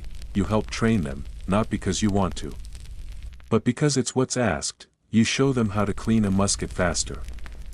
How to lace their boots so the blisters settle in less painful places. How to tell the difference between a captain worth listening to and one who'll get you killed. They listen like you once did. You try not to pity them. You're sitting around a fire one evening when a drummer boy, barely 13, asks if you think the emperor will lead another campaign. You don't answer right away, but eventually, if he thinks there's still something to win. The boy nods like he understands. He doesn't. Napoleon's back in Paris, they say. Already spinning the retreat as strategic, glorious, even necessary. The papers call the winter unforgiving and the army heroic. You wonder if they'd still write those words if they'd seen the fingers in the snow. Historians still argue whether Napoleon's retreat was doomed from the start, or whether the winter alone turned the tide. Some say the Russians planned it. Others claim the French supply lines were doomed regardless. You don't care, you just know what it did to you. One evening, Henri limps over with a chunk of cheese and a bottle of something clear and dangerous. You drink. Slowly. Not to forget, just to feel. You talk about Etienne. About the goat. About the man who tried to eat a saddle. About the field of potatoes you thought was a hallucination but turned out to be real. You laugh until your stomach hurts, and that feels like victory. The next morning, your orders come, you're headed home, not on foot. On wagons. You stare at the paper for a long time before it registers. Henri claps your back. "We did it," he says. "We outlasted the damned emperor." You both laugh, but you're not sure it's a joke. When you cross into France, the road is lined with children holding flags. They wave. Some cheer. Most are confused. You don't look like heroes. You look like laundry left out too long. But you smile back anyway. In one village, an old man bows to you. Just once. Quiet, deep, you don't know why. Maybe he was a soldier once, maybe he sees something in your eyes, or maybe he's just saying, "Welcome home." You pass through fields that should be familiar but feel foreign. The trees are shaped the same, the birds sing the old songs, but something's shifted in the way the world touches you. The sky is the same color you remember, soft, blue, kind, but you no longer trust it. It reminds you too much of the sky over the burning churches in Smolensk. Over the mass graves in Minsk. Over Henry's eyes when you thought he might not wake up. Everything is quieter now, you don't flinch as much. But you don't sleep deeply, either. You're given 2 weeks leave once you reach your home region. A real bed. A hot bath. A loaf of bread with butter so thick it clings to your teeth. Someone's mother puts their hand on your shoulder and says God bless you. You nod, and smile, and thank her, but your eyes keep drifting to the window, to the road beyond it, to the line of trees that marks the edge of the village. You keep expecting someone to shout, up. Move. Now. Or for Henry's voice to say, we've got 5 clicks left before rest. But nothing happens, there's only wine through the shutters and the sound of a dog barking far off. You wake one night and find yourself standing barefoot in the kitchen, your coat half buttoned, one hand gripping a spoon like a musket. You don't remember getting up, you sit on the floor and weep quietly until the sky begins to lighten, then you return to bed and pretend none of it happened, because healing takes time. And peace, you're learning, is a language your body has forgotten how to speak. You've been home for 3 weeks when the knock comes. It's early, the kind of early where the sky is still bleeding its way into blue, and the grass outside your window is wet with dew that glistens like cold sweat. You're sitting at the table, trying to butter a crust of bread with hands that still shake too easily, when the door rattles. 3 knocks. Sharp. Clean. Military, you already know who it is, the man at the door wears the new uniform. Pressed blue. Gold buttons. Clean boots. His beard is trimmed. He doesn't look tired. Orders, he says, like the word should mean something more than what it does. You stare at him for a long time. Then you take the folded paper, thank him, and close the door. Henri knew this was coming. Everyone did, the war's not over. It never really was. Napoleon's still chasing something, redemption, pride, control, no one's quite sure anymore. He's already forming another army. He's already painting over the disaster in Russia with medals and new speeches. The newspapers speak of courage, of duty, of glory regained. But you know what they don't print. You've walked through it, you unfold the paper, you're being reassigned. South. Italy. There's unrest again, and the emperor needs veterans, men who've seen the worst and kept marching. You've been rewarded with more war. Henry's letter arrives the next day. He got orders too. Different regiment, different route, same direction. He ends it with, if they think we're lucky, let's prove them wrong again. Bring a flask this time, you laugh, but it sounds like someone else's voice. You pack slowly. Methodically. The way you always do now. Spare shirt, rolled tight. Blanket. Small knife. Letter from your sister. No souvenirs. No keepsakes. You've learned not to carry too much weight. The train south is full of fresh faces, boys mostly. Soft-skinned, bright-eyed, still young enough to think uniforms mean heroism instead of frostbite. They chatter the whole way, about girls, wine, the new regiments, what Italy must be like. You sit in silence, watching the trees flick past the window, arms crossed, mouth dry. One of them offers you a sweet, you take it. Not because you want it, but because it's easier than explaining why you don't. He tells you his name is Julian, you nod. You're not ready, you say, quietly. He laughs. For what? You don't answer. He stops talking after that. When you arrive, the camp is all canvas and shouting. Rows of tents. Officers barking orders. Drummers too young to lift their sticks properly. The uniforms are newer here. The boots, shinier. You can tell they've never slept in their coats or boiled moss to eat. You report to your captain. He's younger than you. He asks about Moscow. You say nothing. He asks again, voice rising slightly. You look at him until he stops talking. You're assigned a squad. None of them are older than 20. You learn their names over the next week. Jean-Baptiste, who whistles through his teeth when nervous. Luca, who writes poetry no one reads. Dennis, who sharpens his bayonet every night but never makes eye contact. They're good kids. And they are kids. The drills start fast. You're teaching them how to hold formation, how to march in mud, how to pack for survival instead of ceremony. They don't understand yet. They still lace their boots for style instead of function. They still complain when the soup is thin. You stop correcting them. They'll learn soon enough. One day, Julian asks if war ever gets easier. You shake your head. You get harder. He doesn't ask again. The orders come fast. A rebel holdout in the hills. Insurgents. Farmers with rifles, priests with knives, anyone unwilling to bend to French control. You don't know who they are. You don't care. You only know you're being sent there. The hike is steep. Hot. Dry. Nothing like Russia. Your feet bleed from the heat instead of the cold now. The canteens run low by the third day. The rivers here are dry. The birds are silent. You march anyway. You're not afraid. That's not bravery. That's absence. You set up camp in a ruined monastery, half covered in vines. The roof is gone. The bells are rusted. The altar's been chipped away by time or bullets. It doesn't matter. It's shelter. You eat under stained glass that only the moon can see through now.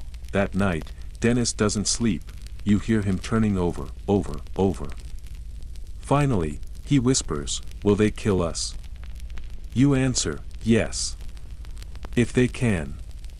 No one speaks again. The fighting starts at dawn, not a full battle, an ambush. Shots crack through the air, short and cruel. Jean-Baptiste takes one to the shoulder. Luca drops behind a wall, screaming that he can't feel his leg. Julian fumbles with his musket and drops it. You shove him aside just before a bullet takes the space where his nose used to be. You fire. Reload. Fire again. Not thinking. Not blinking. Your body remembers what your mind tries to forget. It's over in 15 minutes. The rebels vanish like shadows. 2 men are dead. Another is missing, probably dragged off or hiding. You send Julian to find him. He does, eventually. The boy's alive. Shaking. Covered in someone else's blood. The squad's quieter after that. No more jokes. No more questions. You bury the dead beneath olive trees. One man had a locket around his neck with a girl's face in it. You keep it. Not for sentiment. Just to remind you they were real. There's no glory here, just survival. The skirmishes continue for weeks. Small. Brutal. The kind that don't make headlines but still end lives. You get better at hearing danger, footsteps where none should be, smoke when no fires are lit. You become the man your officers defer to when they don't know what to do. You're not promoted. But you're obeyed. Julian sticks close to you now. He stopped talking almost entirely. You see the hollow forming behind his eyes. You know that hollow, it grows slow. Like rot. One morning, you're shot, not bad. A graze across the ribs. Hurts like hell. Burns like betrayal. You lie in the dirt and blink at the sky, thinking, so this is it. Not Russia. Not a grand battle. Just a nameless hill in a country that doesn't want us here, but you don't die. Julian drags you back. Dennis binds the wound. Luca covers your flank. For a moment, you think, maybe they've grown into something real. Maybe this isn't for nothing. You spend the next 3 days in a tent, sweating and cursing and trying not to cry. Henri sends you a letter. It's short. One line, still alive. Still angry. Still owe you that drink, you laugh. And it doesn't feel like someone else this time. Eventually, you heal, you go back out, because that's what soldiers do. You kill men whose names you'll never know, you watch boys turn into monsters and back again, you count down the days until the next letter, the next meal, the next quiet night, you survive, that's all, no fanfare. No medals, but you're still breathing, and in Napoleon's army, that's as good as victory. You start dreaming again, not of war, oddly. Not of Russia, or blood, or the scream that never leaves your ears. No, your dreams are quiet. A bakery in the village where your aunt used to live. A warm kitchen with soup that steams just the right way. Henri sitting across from you, younger somehow, before the gray, before the frost. You hear laughter. You wake up crying, in the mornings, you walk the perimeter. It's not your job. But you do it anyway. The hills don't scare you anymore, but you like knowing where they are. You like knowing something. The new recruits don't understand why you check the trees, why you tap every musket before a march, why you smell your water before drinking. They'll understand, eventually. They always do. There's a woman in the village nearby who gives you bread sometimes. She doesn't speak your language. You don't speak hers. But she watches you the way your mother once did, like she knows you won't be here long. She hands you a crust one afternoon with a sprig of herbs tied around it. You keep the herbs in your coat. It's not a love story. It's a kindness. And those are rare. One night, a fire breaks out in the officers' tents, not sabotage. Just carelessness. A candle too close to canvas. You help bucket water with Julian, hands blistering from the heat, muscles aching from the speed of the panic. Afterward, smoke hangs in the camp like a bad dream. The officers try to yell, but no one listens. They don't know what it's like to fear fire after Russia. Not really. You lie on your back that night, shirt damp with sweat, staring at the stars. For once, they don't look so cruel. You almost smile, almost. You don't know it yet, but this is the last war you'll survive. The sun comes up hot and golden on the day they tell you Napoleon has fallen, not the kind of fall you expected. No battlefield drama, no cannonballs, no heroic last stand. Just politics. Surrender. Papers signed in dark rooms by men in clean uniforms who never marched beside you. Word travels through the camp like a quiet breeze. He's abdicated. They've sent him to an island. Elba, or something like that. At first, no one reacts. It feels too big, too final, too impossible. Napoleon? Gone. The man whose face was printed on coins and medals and 10,000 stitched flags now. Exiled? Reduced to a name drifting on smoke and rumor, Julian asks, so? Does that mean we go home? You shrug, because who knows anymore. You've built a life out of waiting, of marching, of pretending you'll leave soon. You've built yourself around someone else's orders. And now the man who gave those orders is being shipped away like spoiled meat. Still, things shift. Slowly, then all at once, the officers soften. Fewer inspections. Less shouting. Campfires are allowed again, and with them, laughter. You haven't heard real laughter in months, carefree, belly deep, shoulder-shaking laughter that sounds like old songs and sleep without nightmares. Julian carves a flute from a branch and plays a crooked tune. Someone sings. You sit in the dark, chewing a crust of bread that isn't moldy. Watching a man dance like he forgot what sorrow feels like. You don't join in, but you listen. The next morning, you're given new orders. March north. Not into battle. Just back. Back through the hills. Back to the border. Back toward France. They say the war is over. You try to believe them, but when you shoulder your pack and tie your boots, it still feels the same. Each mile is both heavier and lighter. Heavier because of what you've carried, lighter because there's no enemy waiting at the end of it. Just silence. Roads. Trees. The occasional village that hasn't seen soldiers in years. Children wave again. Not like when you left. Not with banners and trumpets and painted faces. Now they wave because they're surprised you're alive. You wave back, your squad is smaller now. Always smaller. You've stopped asking who made it through the last skirmish. You know by counting. You've also stopped remembering names. Sometimes it's easier that way. In one village, a priest blesses you. He says something in Latin you half remember from Mass as a boy. It makes your stomach twist. Henri is waiting at a crossroads 4 days later, you recognize him by the limp. And the pipe, he hasn't changed. Or maybe he has, but you still see him as the man who once gave you a strip of leather to chew in a burnt Russian field. He grins. Well, well. Thought I'd lost you in Italy. You smile back. I'm hard to get rid of. You camped together that night beneath a cypress tree, passing a bottle of something sharp and painful. It tastes like the inside of a boot but burns in a good way. Henri pulls out a pack of cards. You don't play. You just watch his hands shuffle and deal like they remember how to be human. You tell stories. Some true. Some not. You lie about how brave you were. He lies about how many women he met in Milan. You both laugh until it hurts. In the morning, your paths split again. Different units. Different destinations. You shake hands. Hold eye contact too long. I'll see you, you say. Henri nods.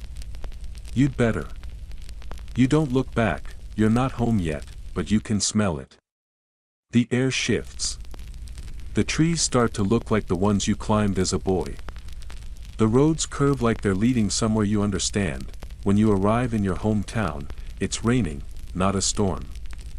A soft, steady drizzle that soaks into your coat and your skin, and reminds you of the dozens of other rains you've marched through. Except this time, no one is shouting. No one is firing. You walk down the street like a man and not a target. Your mother faints when she sees you. She wakes up crying, hands on your cheeks, your shoulders, your chest, like she's not sure you're real. You try to smile. It's hard. But it happens. Your sister makes soup, the house smells like it used to, you don't speak much. There's too much to say and no good way to say it. You sit by the window while the rain taps against the glass and listen to the sounds of people living. A child crying in the distance. A man shouting at a goat. The bell of a bakery opening. You don't unpack, not right away. There's something about the pack on your back that feels like armor now, but after 3 days, you finally lay it down. You sleep in your old bed. Beneath a quilt you remember from before the war. The pillow is soft. The silence is so complete it makes your ears ring. You wake 4 times before sunrise, heart racing, reaching for a musket that isn't there. Your sister finds you sitting on the floor, forehead against the bed frame, whispering someone's name. She doesn't ask questions, just makes tea. The weeks stretch long. You try to work, fix fences, carry sacks, mend roofs. You chop wood with a fury that makes neighbors nervous. You eat more. You sleep less. You stare at fires too long. There's talk of politics, talk of kings. Of borders. Of old families reclaiming power. You tune it out. For once, your uniform doesn't define you. You're just another man with scars, but then, one morning, the bells ring, all of them. You run to the square, half expecting fire or famine. But no, Napoleon has escaped Elba. He's back, he's marching on Paris. No one breathes, the blacksmith spits. He'll never make it. The baker scoffs. He won't last a month. The innkeeper says nothing. You walk away, because deep down, you already know the truth. The emperor is not done with you, not yet. The days after the news break are like walking through fog. Not the comforting kind that rolls in low and soft over fields in the early morning, but the heavy kind, the kind that swallows sound and thought, thick with the weight of memory. People don't know what to do. Some cheer, whispering that the true emperor has returned. Others grow quiet, remembering sons who never came back from Spain, or brothers lost in Poland, or fingers blackened in Russian snows. You sit in the village tavern with a mug you don't drink and listen to the same sentence roll from mouth to mouth like a pebble down a hill. He's back. They say he landed with barely a battalion. That soldiers sent to arrest him laid down their muskets and knelt. That he walked north like he owned every cobbled street and mountain road between the coast and Paris. You don't know what's true anymore, but you believe it. Of course he came back, of course they followed him, because for all his failures, all the blood he burned across a continent, Napoleon had something no king ever understood. He made you believe. In the uniform. In the march. In yourself. He gave meaning to the misery. That's the most dangerous kind of leader. You go to the edge of the village where the old road splits off and stare at it for a long time. You used to walk that road toward training camps. Toward Spain. Toward Russia. You remember the first time you left, boots still new, hair still untouched by winter. You run your hand over your face. The scars are faint now. But they never leave. Your mother watches you pack again. She doesn't cry. Just folds your shirt the way she always did when you were a boy. She places it in the satchel and smooths it once with the back of her hand. You don't have to go, she says. You nod. I know. And you leave anyway. It's not for glory. It's not even for duty. It's because you can't pretend to be done with war when war isn't done with you. Because the fire Napoleon lit in your blood hasn't been put out, just buried. And now it burns again. You meet Henri 2 towns over. He's already dressed, back so soon. He smirks. I was getting bored. You reply. You fall in with others, men like you. Survivors. The grizzled. The limping. The ones who were supposed to be done. Some wear pieces of uniform, others march in civilian coats patched at the elbows, but all of them have that look, the 1,000-yard stare that says they've buried more than they remember. They call it the 100 Days, Napoleon's last blaze of glory. A final fire lit under a world that thought it had cooled. You know it won't last, but it doesn't matter. It's not about winning anymore. It's about showing up, about proving, one last time, that you still can. You're marching again, same boots. Same beat. Same ache in your knees that never really left, no matter how many quiet village nights tried to convince you otherwise. But something's different now. It's not just your bones that are heavier, it's your understanding. There's no illusion this time. No talk of conquest, glory, or reshaping Europe. Everyone marching beside you knows this is a last stand. Napoleon is back, but he's not the same man, and neither are you. The army he's built in these feverish weeks isn't the Grande Army of old. It's patchwork. A mixture of veterans who crawled out of retirement, eager boys barely past the age of shaving, and everyone in between. You hear 15 languages around the fire some nights. Polish, Flemish, Corsican, Italian, German, some spoken fluently, others broken, but all tied together by one shared fact: they came back. For him, or maybe, like you, they came back for themselves. You reached the staging grounds in early June. Just outside a small Belgian town no one's ever heard of. Waterloo. The name sounds soft when said aloud, like it should belong to a field of poppies or a lullaby, not to the kind of place where thousands will lose everything in an afternoon. The camp is chaos, but organized chaos. Napoleon is everywhere and nowhere. You hear his name in every breath. The emperor inspected the cavalry this morning. The emperor has ordered rations doubled, just for today. The emperor barely sleeps. He's possessed. You don't see him until the third day. He rides past your line as you're polishing a musket that's older than the boy next to you. No ceremony. No trumpet. Just a cluster of officers and him, in that same blue coat. He looks smaller now. Thicker. His face is sallow, his hair thinner, his posture hunched with age or exhaustion. But when he looks in your direction, you feel something you didn't expect, the old pull, the gravity of him. He nods once, nothing grand. Nothing performative. And just like that, 100 men around you stand a little straighter. You feel yourself doing it, too. Historians still argue whether Napoleon ever had a real shot at winning Waterloo. Some say his tactics failed him, others blame his health, or the weather, or the treachery of allies who didn't arrive in time. But none of that matters to you now. You're not a chess piece in someone's scholarly debate. You're flesh and fear and fatigue, and you've been handed a musket and pointed toward a field you may never leave. You sleep badly the night before. The wind rustles the tall grass in waves, like it's already rehearsing the movements of the men who'll fall in it tomorrow. Someone plays a low tune on a harmonica. Another man vomits quietly behind the tents. Julian writes a letter to no one. He says he'll bury it if he doesn't make it. You don't write. You've already said goodbye too many times. At dawn, you march. The sky is pink and gentle, like it doesn't know what's coming. The field is soaked with dew, the grass brushing your knees as you take your position.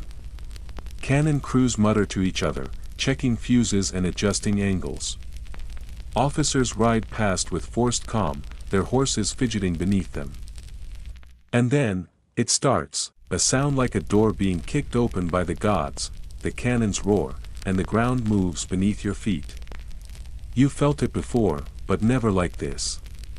It isn't just noise, it's pressure, like the sky itself is about to collapse inward. You fix bayonets. Julian is beside you. He doesn't speak. Just swallows, once, then the drums, fast, sharp, driving. Like they're daring you not to run. You don't run, you advance. The enemy is already waiting across the field, red coats in tight lines, backed by cavalry in neat rows. They look confident. Like they've been here before. And they have. You've never fought the British. You've heard stories, discipline. Cold eyes, rifles that fire faster than yours. You try not to think about that, you just walk, mud sucks at your boots. Smoke burns your throat. Somewhere to the left, someone screams a name over and over until the sound cuts out. The first volley hits. It's not a bang, it's a rip. Like the world itself is tearing, men fall. Julian does too. You don't look, you reload. Fire. Step forward. Fire again. It becomes a rhythm. Not thinking. Just movement. Just the weight of the musket, the heat of powder, the reek of blood and sweat and soil. At one point, you trip, over what, you're not sure. A root? A corpse? You don't stop to check. You crawl, stand, keep moving, the order comes to charge. Your legs don't want to obey, but your instincts do. You run, through the smoke. Through the screams. Into the enemy line, bayonets clash, it's chaos. You don't remember who you stab. Or how many. Or if you scream while doing it. You just know that when the dust settles, your arms are shaking and your hands are red, you fall back. Regroup. Reload, then do it again, and again. Hours pass this way. Each minute stretching into a lifetime. Rain starts in the afternoon, just a drizzle at first, then heavier. It turns the field into soup. Blood, mud, gunpowder, water, all churned into something black and bottomless. You slip twice. Once landing hard on your hip. The second time you almost don't get up, but someone grabs your collar. Pulls you, you don't know who, you don't have time to thank them. By evening, it's clear, you're losing, not by much. Not in some dramatic collapse. But in inches. The British line holds. Reinforcements arrive. Your own numbers thin. Officers shout themselves hoarse. Horses die standing up. You see Napoleon once more, far off, standing still in the rain, his shoulders slack, his hat pulled low, even from here, he looks tired, not defeated. Just done, when the final retreat is called. It's almost a mercy, you limp back through a forest, bleeding from somewhere you can't see. Your musket is gone. You think you left it on the field, no one says a word, you reach the remnants of your unit. Sit. Breathe. Try to forget the sound of Julian falling, someone lights a fire, no songs. No speeches. Just the smell of wet earth and smoke. The war is over, this time, for real. You sit by the fire long after the others fall asleep, the flames flicker low, casting shadows across men's faces that no longer look like boys. Every wrinkle, every streak of mud, every twitch during sleep, it tells you something. Not just about them, but about yourself. You've come so far, and somehow ended up exactly where you always feared, alive and unsure what that even means anymore. The next morning, the field is quiet, you return, not by order, but because you have to. The mud is thicker now, more still. The kind of stillness that comes after screaming. Here and there, you see a glint of something beneath the muck, a broken sword, a musket, someone's shattered spectacles. You tread carefully.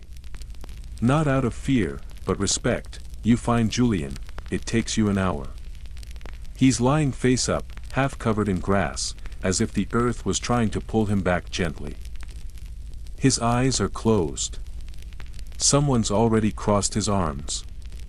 His satchel is gone, but you find the letter, the one he meant to bury. It's damp, smudged, unreadable.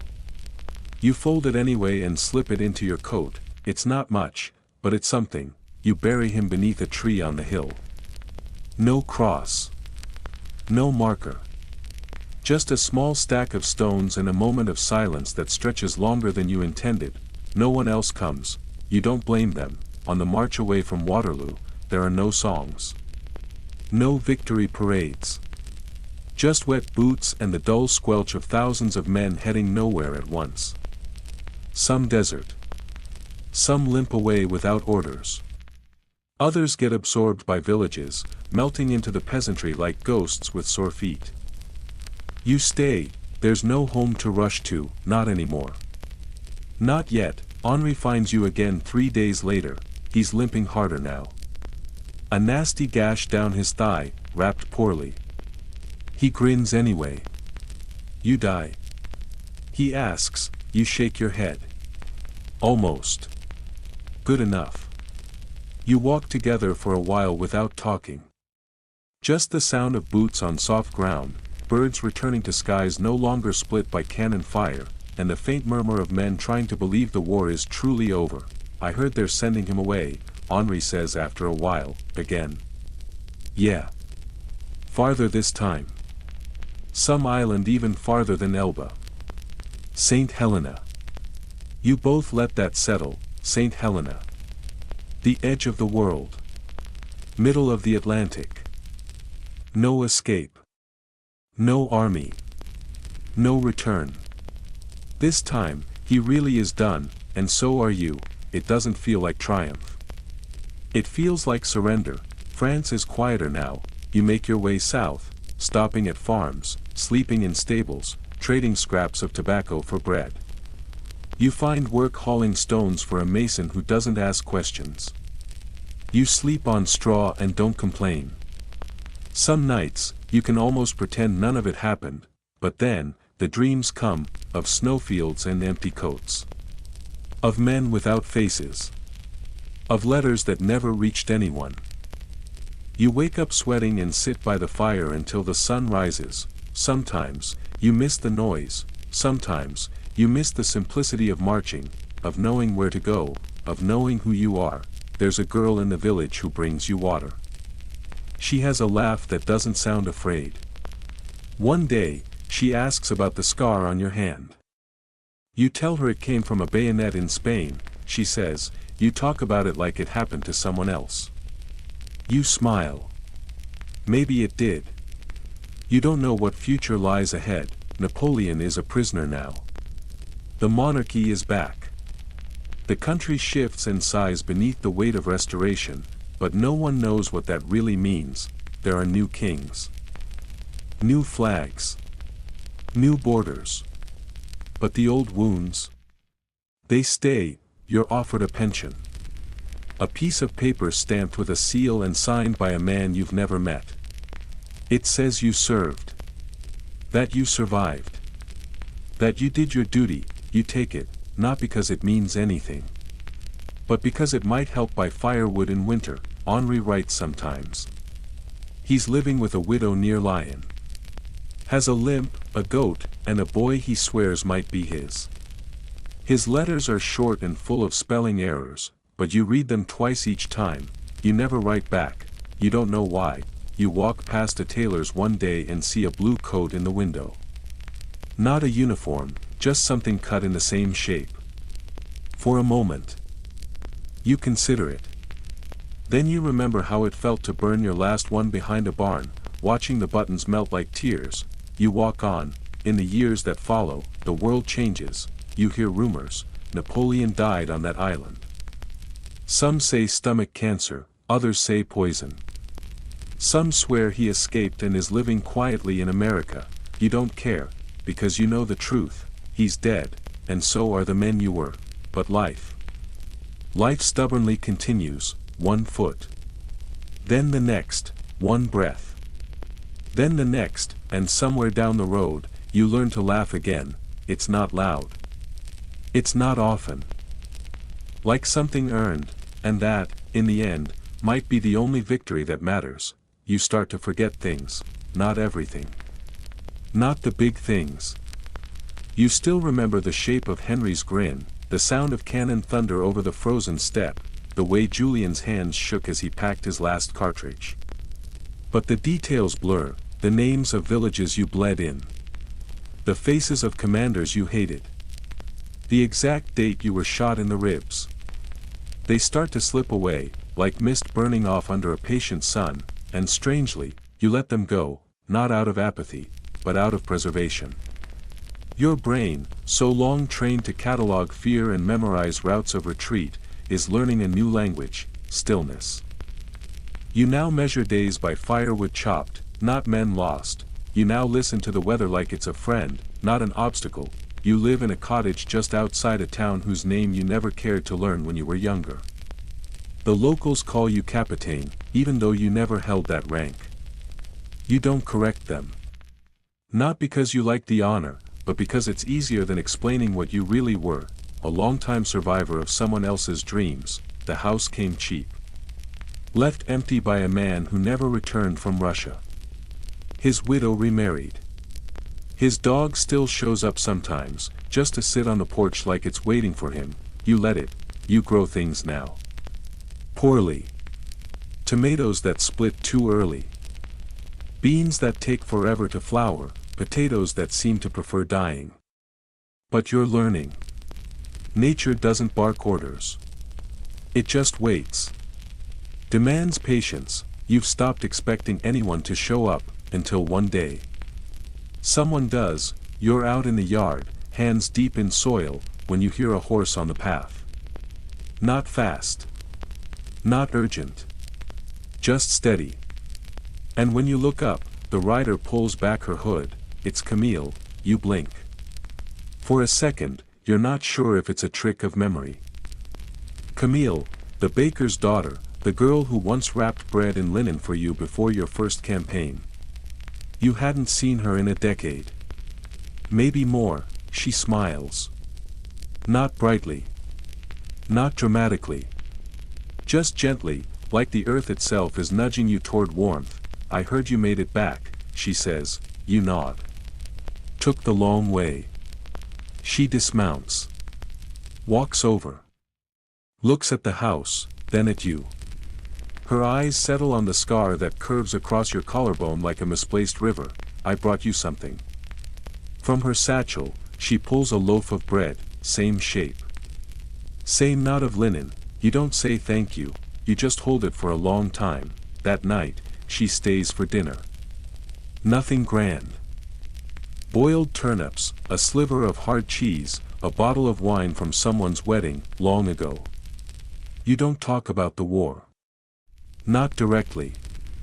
But between each sentence, it lingers, like smoke in the fabric of an old coat. She tells you she never married. Says it like an afterthought. You don't ask why, you don't need to. She sleeps in the extra room that night. The one you never finished painting. The one with the window that sticks in spring. You lie awake wondering if it's possible for silence to feel full instead of empty. Turns out, it is. Weeks pass. Camille visits more often. Sometimes to bring eggs. Sometimes to argue about fence posts. Once to scold you for nearly setting your own oven on fire trying to roast a chicken. She stays longer. Leaves things behind. A scarf on a chair. A small comb by the mirror. A humming song in the walls. You don't call it love, you don't need to name it, it simply is. The villagers begin to assume she lives there. You don't correct them. One spring morning, you walk to the market together. It's busy. Someone recognizes you, an old conscript from your unit. You don't remember his name, but you remember his limp. He salutes you without thinking. You pause. Then return the gesture. Not formally. Just enough. Camille watches the whole thing. That night, she tells you, you're still marching. You look at her. What do you mean? Every day, she says, brushing her thumb along the edge of your hand. Even when it's quiet. Even when you sleep. You haven't stopped. You want to deny it, but you can't, because she's right. Your body may have stopped moving, but your soul. It still hears the drums, still checks doors for exits. Still counts how many knives are within reach, still braces when thunder rolls too close. Healing is not forgetting, it's remembering differently. You start writing, not memoirs. Not letters, just thoughts, on scraps of paper. On the back of Camille's old shopping lists. You write about the road to Moscow. About the fire in Spain. About Julian's letter. About the day Henri gave you his last piece of sugar. You don't know who you're writing it for, but somehow, it helps. You bury the pages under floorboards.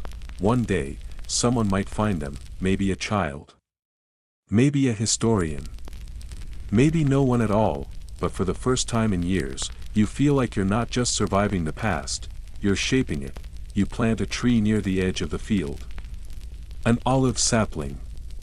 It probably won't survive the winter here, but you try anyway, because you've learned that even when hope is fragile, it's still worth planting, even if only to see how far it might grow. The olive tree leans after the first storm. A stiff wind takes its branches sideways, and for a moment, you're sure it's done for. Camille stands beside you, rain on her cheeks, her hands deep in the muddy earth trying to prop it back up. She doesn't speak, just hums that same tune she always does when she's working with her hands. You add a second stake. Tie it tighter. Hope it holds, it might not make it, you say. She wipes her brow with the back of her hand. Neither did we. Not really. But here we are. You smile at that. Not just because it's clever, but because it's true. The soil here isn't meant for olives. It's meant for beets and barley. But you keep watering it. Keep weeding. Keep hoping. That's what life is now, a slow kind of war. A war against forgetting. Against bitterness. Against the silence that sometimes presses in when the wind dies. The neighbors bring you seeds. A widow gives you a sack of lentils with a knowing look. One boy, barely 12, asks to learn how to patch boots. Like a soldier, he says. You teach him, gently. You show him the knot you used in Russia, the double stitch you made up in Spain, the quick mend you learned in a Prussian stable while someone screamed in the distance. You leave out the screaming, he doesn't need that part. In the evenings, you and Camille sit by the fire. No grand speeches. No confessions. Just the kind of quiet that doesn't need to be filled. Sometimes she reads aloud from old letters she found in a market stall. You close your eyes and listen to words written by strangers who never imagined you'd be hearing them. One night, she asks, "Do you ever wish it had ended differently?" You don't answer right away, because yes, of course you do, and also, no, because if it had, would you be here? With her? With this field, this tree, this small life stitched together from ash and memory. I wish it had ended sooner, you finally say. She nods. Me too. You fall asleep to the sound of wind through that fragile little olive tree.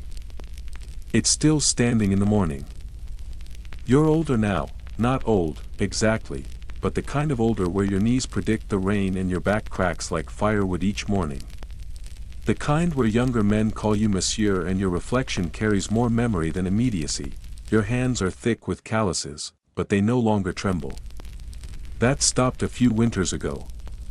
One morning, you woke up and realized the war hadn't followed you into your dreams for weeks. You didn't speak it aloud, saying it might break the spell. But it stayed gone, like the last soldier finally marching home. The olive tree is taller now. Its branches still struggle each winter, but it survives. You don't measure time in seasons anymore, you measure it in how many leaves it sheds before spring. And how many new ones take their place.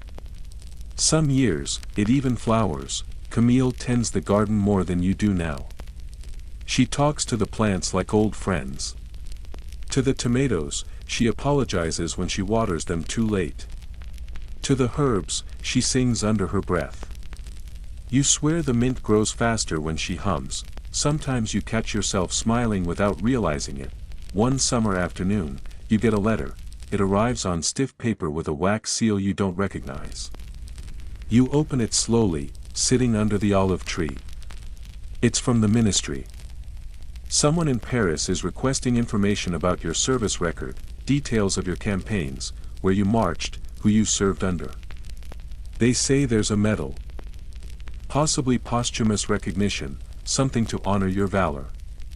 You laugh, not cruelly. Just tiredly. Camille comes out with bread and a knife. She sees the paper in your lap. What is it? You pass her the letter. She reads it, eyebrows raising. Well, she says. Do you want it? You shake your head. Too late. They should have mailed it to Julian.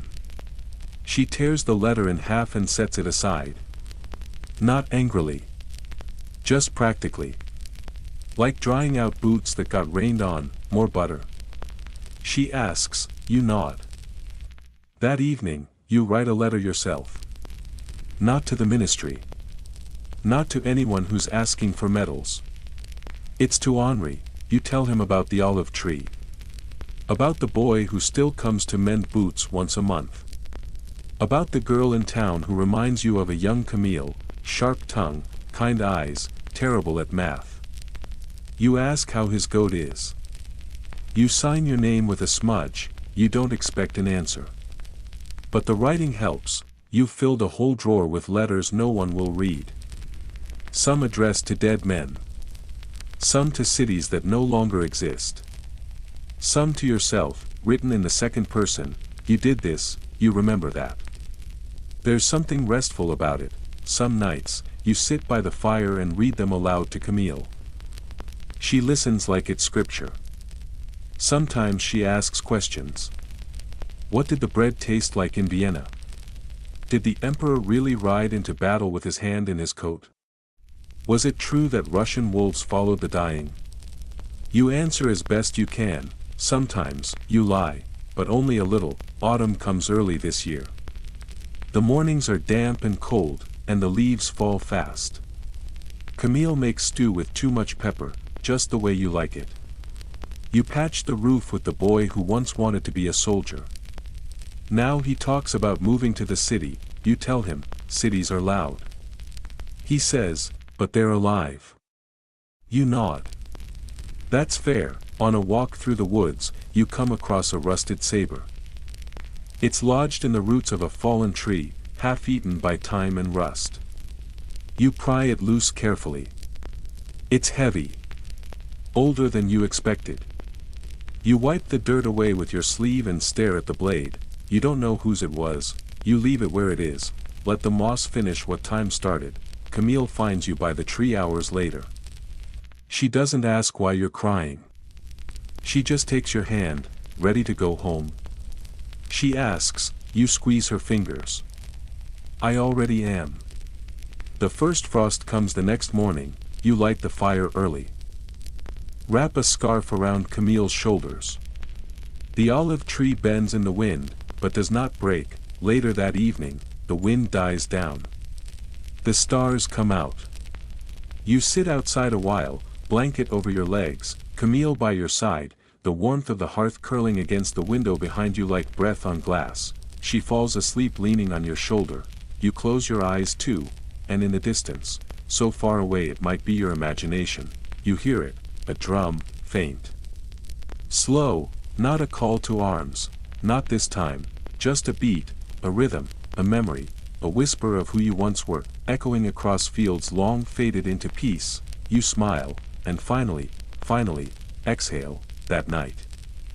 You dream in color for the first time in years. It's not a battlefield. Not a camp. Not the snows of Russia or the muck of Spain. It's a market square, glowing gold in afternoon light, with fresh bread and clattering carts and the scent of roasted apples hanging in the air like music. Julien's there. And Henri. Even old Rousseau, who died before Austerlitz. They're sitting at a bench, sharing a bottle of something sweet and terrible, waving you over like you're late to dinner. You almost don't go, but then Rousseau stands, opens his arms, and says, "We saved a seat, mon frère." You wake just before your foot touches the cobblestone. Outside, the sky is the soft gray of winter promise. The olive tree is frosted over. Its branches glisten like glass. You run a hand through your hair and feel how thin it's gotten. The warmth of Camille's sleeping breath is still in the pillow beside you. You don't speak of the dream, but you walk to the tree later and press a hand to the bark. The frost has begun to melt. Beneath it, the wood is solid. Rough. Alive, some part of you begins to understand that you are not just someone who lived through war, you're someone after it. That's a different kind of courage. Winter drags on, long and soft, like a quilt pulled over tired bones. The town quiets. The roads fill with mud and thaw and freeze again. You chop wood. You mend boots. Camille knits with wool thick enough to stop a bayonet. You read to her when her eyes grow tired. She starts calling you mon general. You scold her each time. She does it anyway. One morning, the boy, Matthew, that's his name now, though you never asked, returns. Taller. Shoulders straighter. He's been to Lyon, he says. Seen a printing press. Smelled hot metal and ink. Wants to be a writer, not of war, he adds quickly. Stories. Tales. People. You nod. That's good, will you tell me about it? He asks, the war. He nods, you think for a moment. Then you sit him down and say, no. But later, you give him one of the letters from under the floor, just one, the one about the time you shared half a biscuit with a horse because there was nothing else to eat. You don't tell him it was the day before a battle that killed half your unit. That part can wait. He reads it 3 times. Then asks, did you name the horse? You shake your head. Didn't dare. He laughs.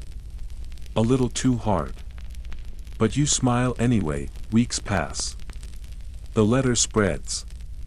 You don't know how. But soon others ask. Quietly.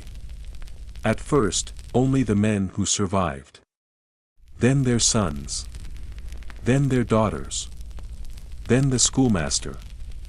Then the priest. You don't read aloud, you let them read, and that makes all the difference. One day, a man from the city comes. Clean boots. Silk gloves. Too much perfume. He asks if you'll speak at a memorial. You shake your head. I've spoken enough.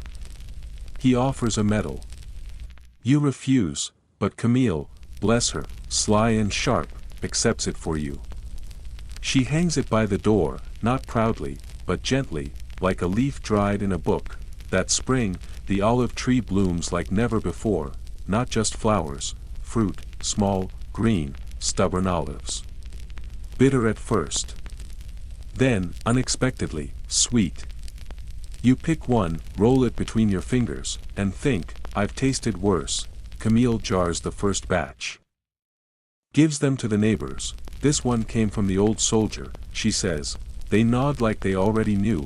You start to believe your life has outgrown the war. That maybe, just maybe, you've earned the quiet, but grief doesn't vanish, it just transforms. One evening, while clearing out the attic, you find the old boots. The ones you wore into Spain. They're brittle now, soles cracked, the leather stiff and silent. You run your hand over them like you're touching a ghost. You don't cry, but you do sit for a long time, boots in your lap, remembering the weight of each step, and realizing how far you've come. In late spring, Camille falls ill, not dramatically. Not all at once. Just a cough at first. Then fatigue. Then one day, she doesn't rise with the sun. You sit by her side, reading aloud, old letters, the same ones she once listened to with eyes full of the past. She reaches for your hand. Did we win? She whispers. You smile, tears sliding down your face. We're still here, aren't we? She nods. She passes quietly.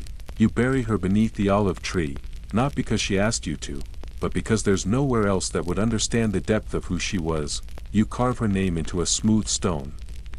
Just that. No dates.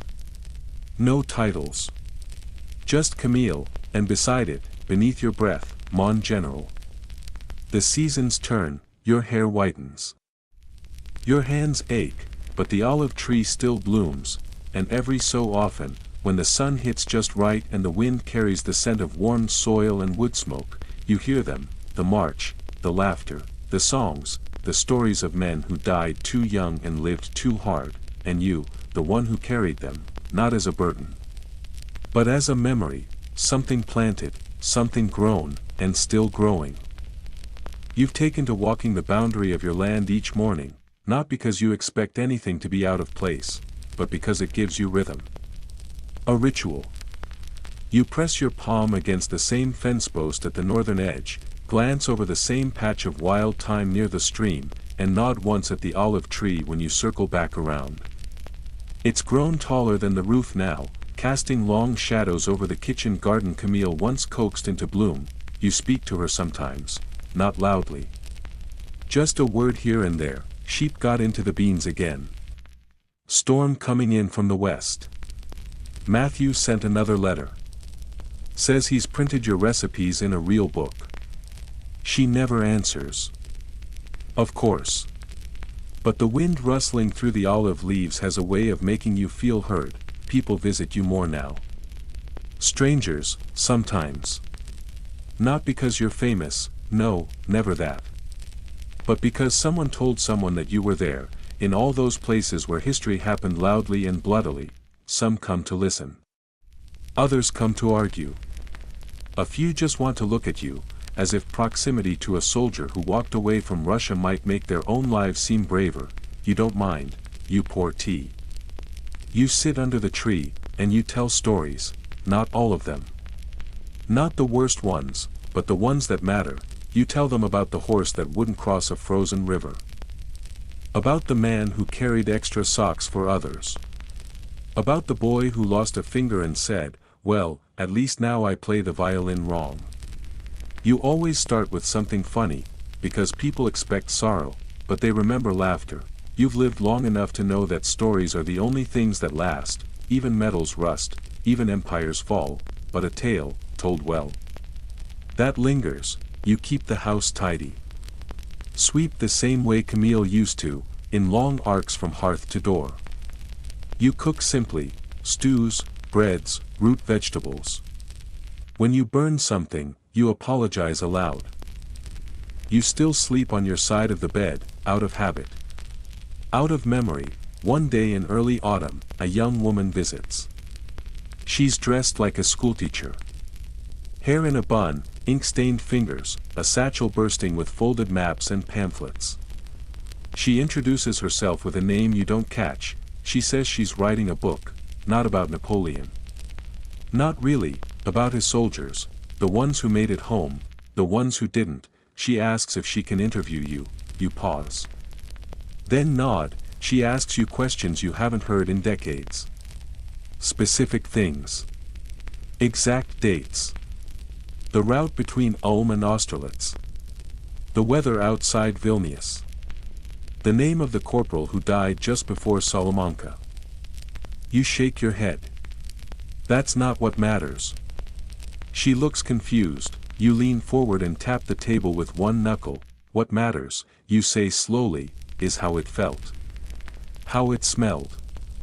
How long the bread lasted. What we sang to drown the hunger. She nods, scribbling notes. But you can see it, it's not what she came for. She wants numbers. Timelines. Precision. You give her one story instead, about how Henri once stole a whole ham from a Prussian officer, fed it to 6 men, and then wrote a thank you note and left it on the man's empty plate. She laughs. Real laughter, and just like that, the wall softens. She stays until dusk. Leaves with pages full of ink and a few olives in her pocket. You doubt she'll include your ham story, but she'll remember it. The seasons turn again, your bones ache louder in winter. You sleep more. Dream more, and sometimes you forget where you are when you wake up. You reach for a musket that isn't there. You brace for a whistle that will never come. You mutter names into the darkness, names no one else remembers. You don't fear it, memory's a river. Sometimes it carries you gently. Other times, it pulls you under, but you've always known how to swim. One morning, Matthew returns. Older now. With ink on his hands and a crumpled newspaper in his coat. He hugs you, unexpected, tight, real. You're in this, he says, thumbing the headline. There's a sketch. A grainy rendering of the olive tree. The article calls you the last voltigeur. It's nonsense, of course. Others lived. Others told their stories, but you don't correct him. You let him read the article aloud by the fire. You sip your tea. You chuckle when they get your birth year wrong. Later, you show him the letters, all of them. You sit together on the floor, sorting them like old soldiers on parade. Some are too stained to read. Others fold open like wings. Matthew holds one up. This one's about a girl. He says. You nod. There were a few. He grins. Was she pretty? She gave me a place to sleep when I had nothing. That's better than pretty. He asks if he can take a few. You give him the whole box. He leaves the next morning, promising to return. He will. You believe that now. Time no longer frightens you. It just moves, and so do you. Even when sitting still, you take up carving. Small things, spoons, buttons, birds. Your hands aren't as steady, but they remember the motion. You carve a dove one day. Leave it at Camille's stone. Another day, you carve a drum. Tiny. No bigger than a walnut. You place it on your windowsill. Let the wind knock it gently. It makes no sound. But you feel it, a pulse, a rhythm, not of war, but of something more enduring, something. Like peace, you've come a long way, soldier, from the mud of Marengo to the snow of Borodino. From the smoke of Waterloo to the silence of your own hearth. You don't need statues. Or medals. Or official histories. You have this, the olive tree, the memory of her laughter, the stories whispered by wood smoke and wind. You close your eyes one evening, not to sleep, but just to listen, and in the distance, as always, the faint echo, not a call to arms, not a command, but a footstep. Then another, and another, marching not toward war, but toward rest, toward stillness, toward home. You're not sure how many springs have passed since the olive tree first flowered. You've stopped counting winters. They come anyway. The seasons don't ask for your attention, they arrive like old friends who no longer knock, just slip through the door and settle into the silence. You wake up now with the sun in your eyes, not the trumpet in your ear. No boots to lace. No pack to sling. Just a kettle to warm and a chair to creak under your bones. The days stretch, soft and slow, a neighbor brings milk every other morning. She leaves it at the step with a folded note, "Stay warm. Mon General." You smile at that. The name clings, though there's never been a star on your shoulder or a sword at your hip that wasn't government issued. Still, titles don't always come from command. Sometimes they come from living long enough to be remembered, sometimes that's harder. Matthew visits again in summer. This time, he's printed the book. Not a thick one, but weighty enough. He sets it in your lap, eyes watching for your reaction like a soldier waiting for the blast after a fuse. Marching dust, tales from a soldier's mouth, your name is in the subtitle. You stare at the cover a long while.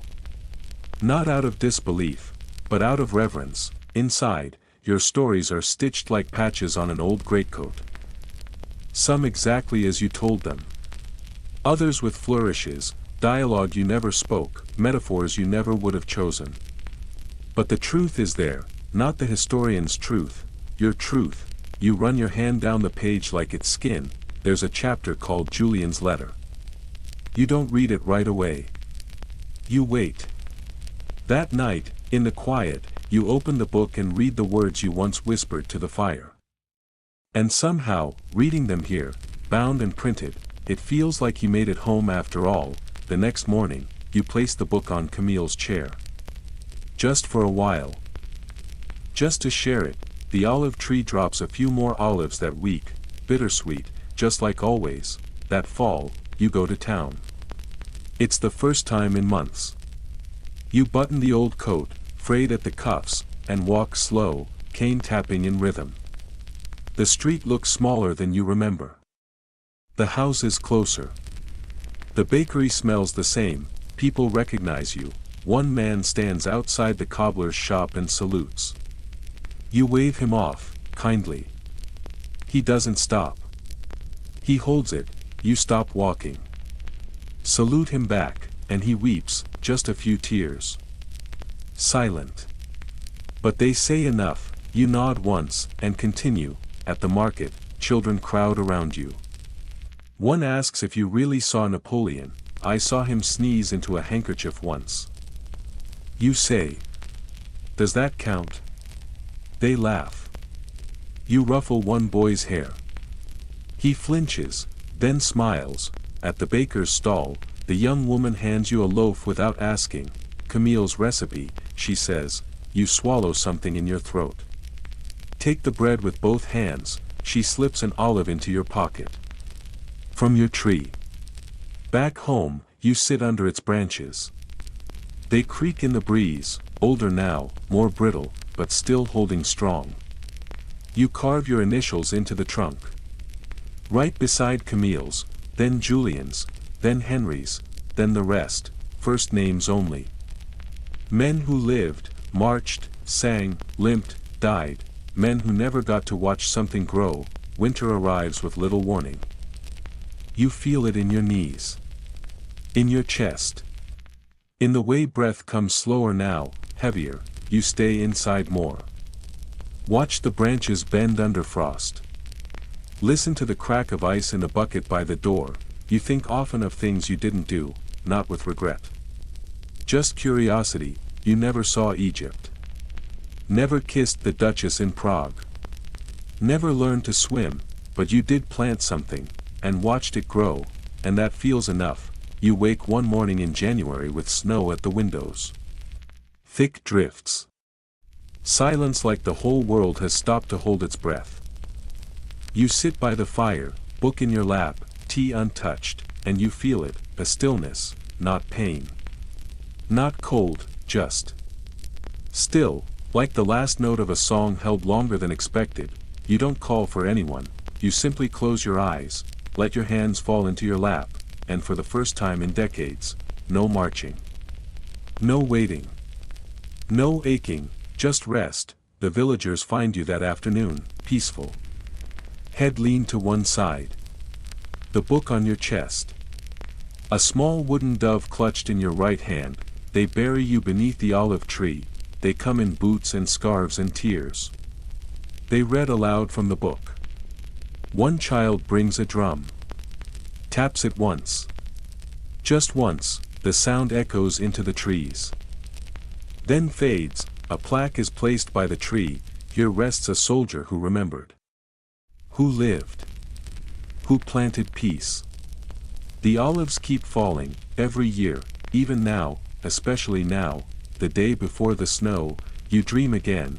This time, it's a quiet street in Paris. The lamps are lit, glowing gold against the stone. No one's rushing. No one's shouting. There's a bakery on the corner, the kind that only exists in memories, and the smell of warm sugar drifts through the air. Camille's there. Sitting at a table, half a cup of coffee in her hand, a scarf wrapped loosely around her neck, she waves you over. You hesitate. Not because you're afraid, but because you want to make the moment last. You look down at your hands. They're young again. Not stiff, not wrinkled. They tremble with purpose, not pain. You walk toward her, and the snow begins to fall, not the sharp, icy snow of the retreat from Moscow. No. This is soft. Clean. Like powdered sugar settling on the cobblestones, you sit. She smiles. There's no need for words. When you wake, the fire has gone out. The coals glow low and red, barely more than breath. You add a log, watching as the flames flicker back to life. Outside, the snow is real now, piled high on the fence posts, curled into the corners of the windowsill. Everything is still. You stand, slowly. Wrap the shawl around your shoulders. You walk to the door and open it, just for a moment. The cold greets you gently. You look out at the olive tree, barely visible beneath the drift. The branches don't sag. They bear. As if the weight of memory is something they've grown used to, and maybe they have. Inside, you shuffle to the table and sit. Your book is there, Matthew's book. Yours. You thumb through the pages like you're reading your own heartbeat. Some stories you remember word for word. Others feel like someone else's life. But they all lead back here. To this moment. To you, you take a piece of paper and a stub of pencil and begin one last note. If someone finds this, I want you to know, the war was not the end. The silence after it was not emptiness. It was space to grow. To heal. To remember. I planted one tree. And that was enough. You fold the paper. Slide it into the book. Close the cover slowly, then you rest your hands atop it, and let the quiet hold you. You think of Julian, walking barefoot through the frost with a joke still on his tongue. Of Henri, singing off-key and always 3 beats ahead of the march. Of Rousseau, who once carved a pipe from a broken gunstock. Of Camille, dancing barefoot in the kitchen because the bread rose properly for once. Of the thousands of nameless faces who passed by you in smoke. In mud, in fire, and of the boy, Matthew, carrying their stories forward. You no longer worry that they'll be forgotten. Memory is a stubborn thing. It burrows deep. It waits for the right soil. The right weather. And then, like an olive pit dropped by a careless hand, it takes root, it grows. Outside, the wind changes direction. It brushes against the shutters. Taps once. Then is gone, and you are already drifting, not away, just deeper, into a sleep no drumbeat can wake you from, into the peace you fought so long to earn, not on a battlefield. Not in glory. But here, in this quiet house. In the company of ghosts who stayed gentle. In the shadow of a tree that never once asked for permission to bloom, the fire crackles, the book sits closed beside you, your breath slows, and at last, you feel it, not the weight of your coat, not the ache of old wounds, but the warmth of a life that mattered, the hush of soil that remembers, the whisper of branches saying, "Rest now, you do," and now, gentle listener, we've come to the end, let it all go now. The footsteps in the mud, the smell of gunpowder in your nose, the ache in your feet after miles of marching. Let the cannon fire fade, the uniforms blur, and the echoes of the battlefield fall silent beneath the soft rustle of olive leaves. Take one last breath beneath that tree. Feel the soil beneath you, quiet, forgiving, rich with memory. The sky is wider now, the wind slower, the world no longer shouting orders. Just a whisper of who you were, stretched gently into who you've become. This life was long. And hard. And strangely beautiful. You made it, maybe not in glory. Maybe not with medals or monuments. But with kindness. With stories. With scars that didn't own you, with peace, finally planted and tended, so now, let your eyes grow heavy. Let your chest rise and fall in the hush of knowing it's all over, and that it mattered. Somewhere, the olive branches sway, just slightly. A breeze moves through them like a lullaby. And the last thing you hear, not a drum, not a cry, just wind and leaves and a soft, fading heartbeat that is your own. You are home now, sleep well. Sweet dreams.